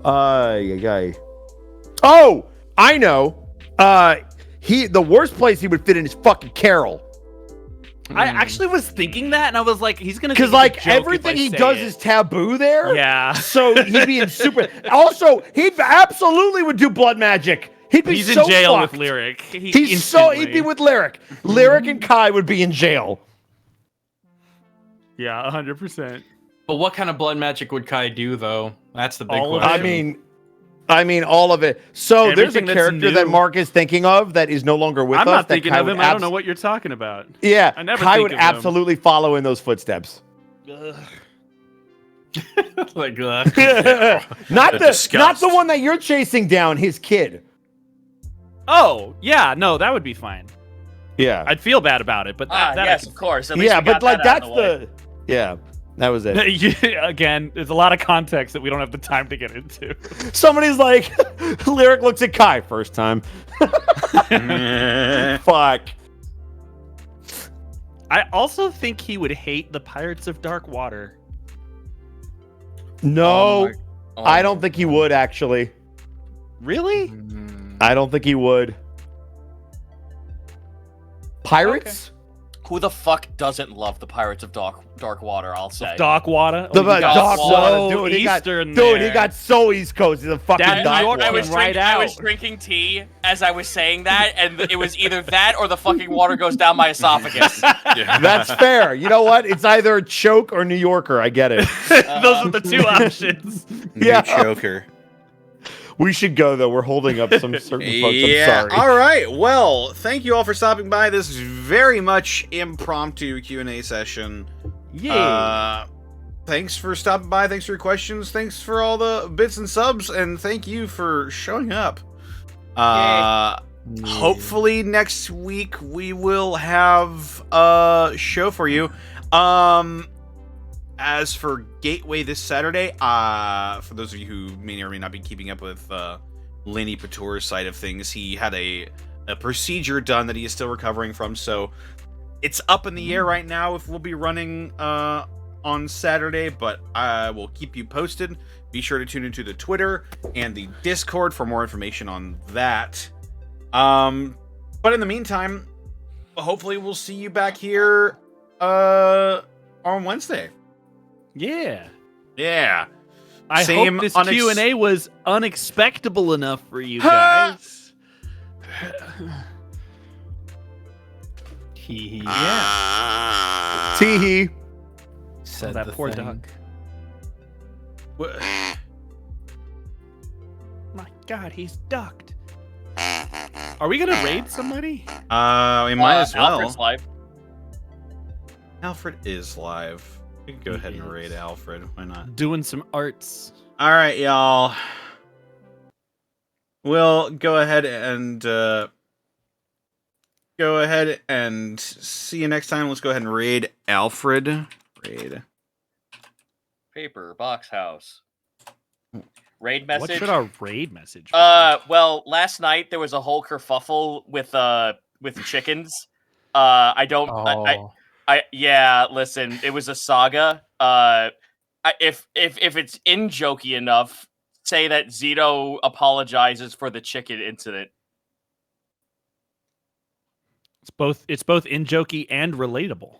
In jokey, relatable, and it may or may not garner a reaction out of him. I think the safe raid message we could do is just Pop-Tarts. People seem to be Pop-Tarts. already revving up their fryers on that one. Yeah, You sure. don't, why you not? don't Who fry doesn't a like a good Pop-Tart. Pop-Tart? Come on, Connor. You can. You shouldn't. Pop-Tart. Pop-Tart. Should not fry All a right. Pop-Tart. All right, everybody. We'll see you next time. Take care. Bye. Bye-bye. Have a good bye. Oh, that's not it. 21.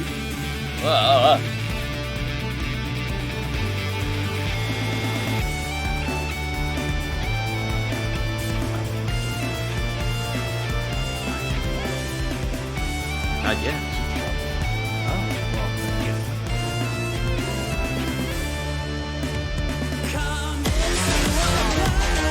Oh! Ooh.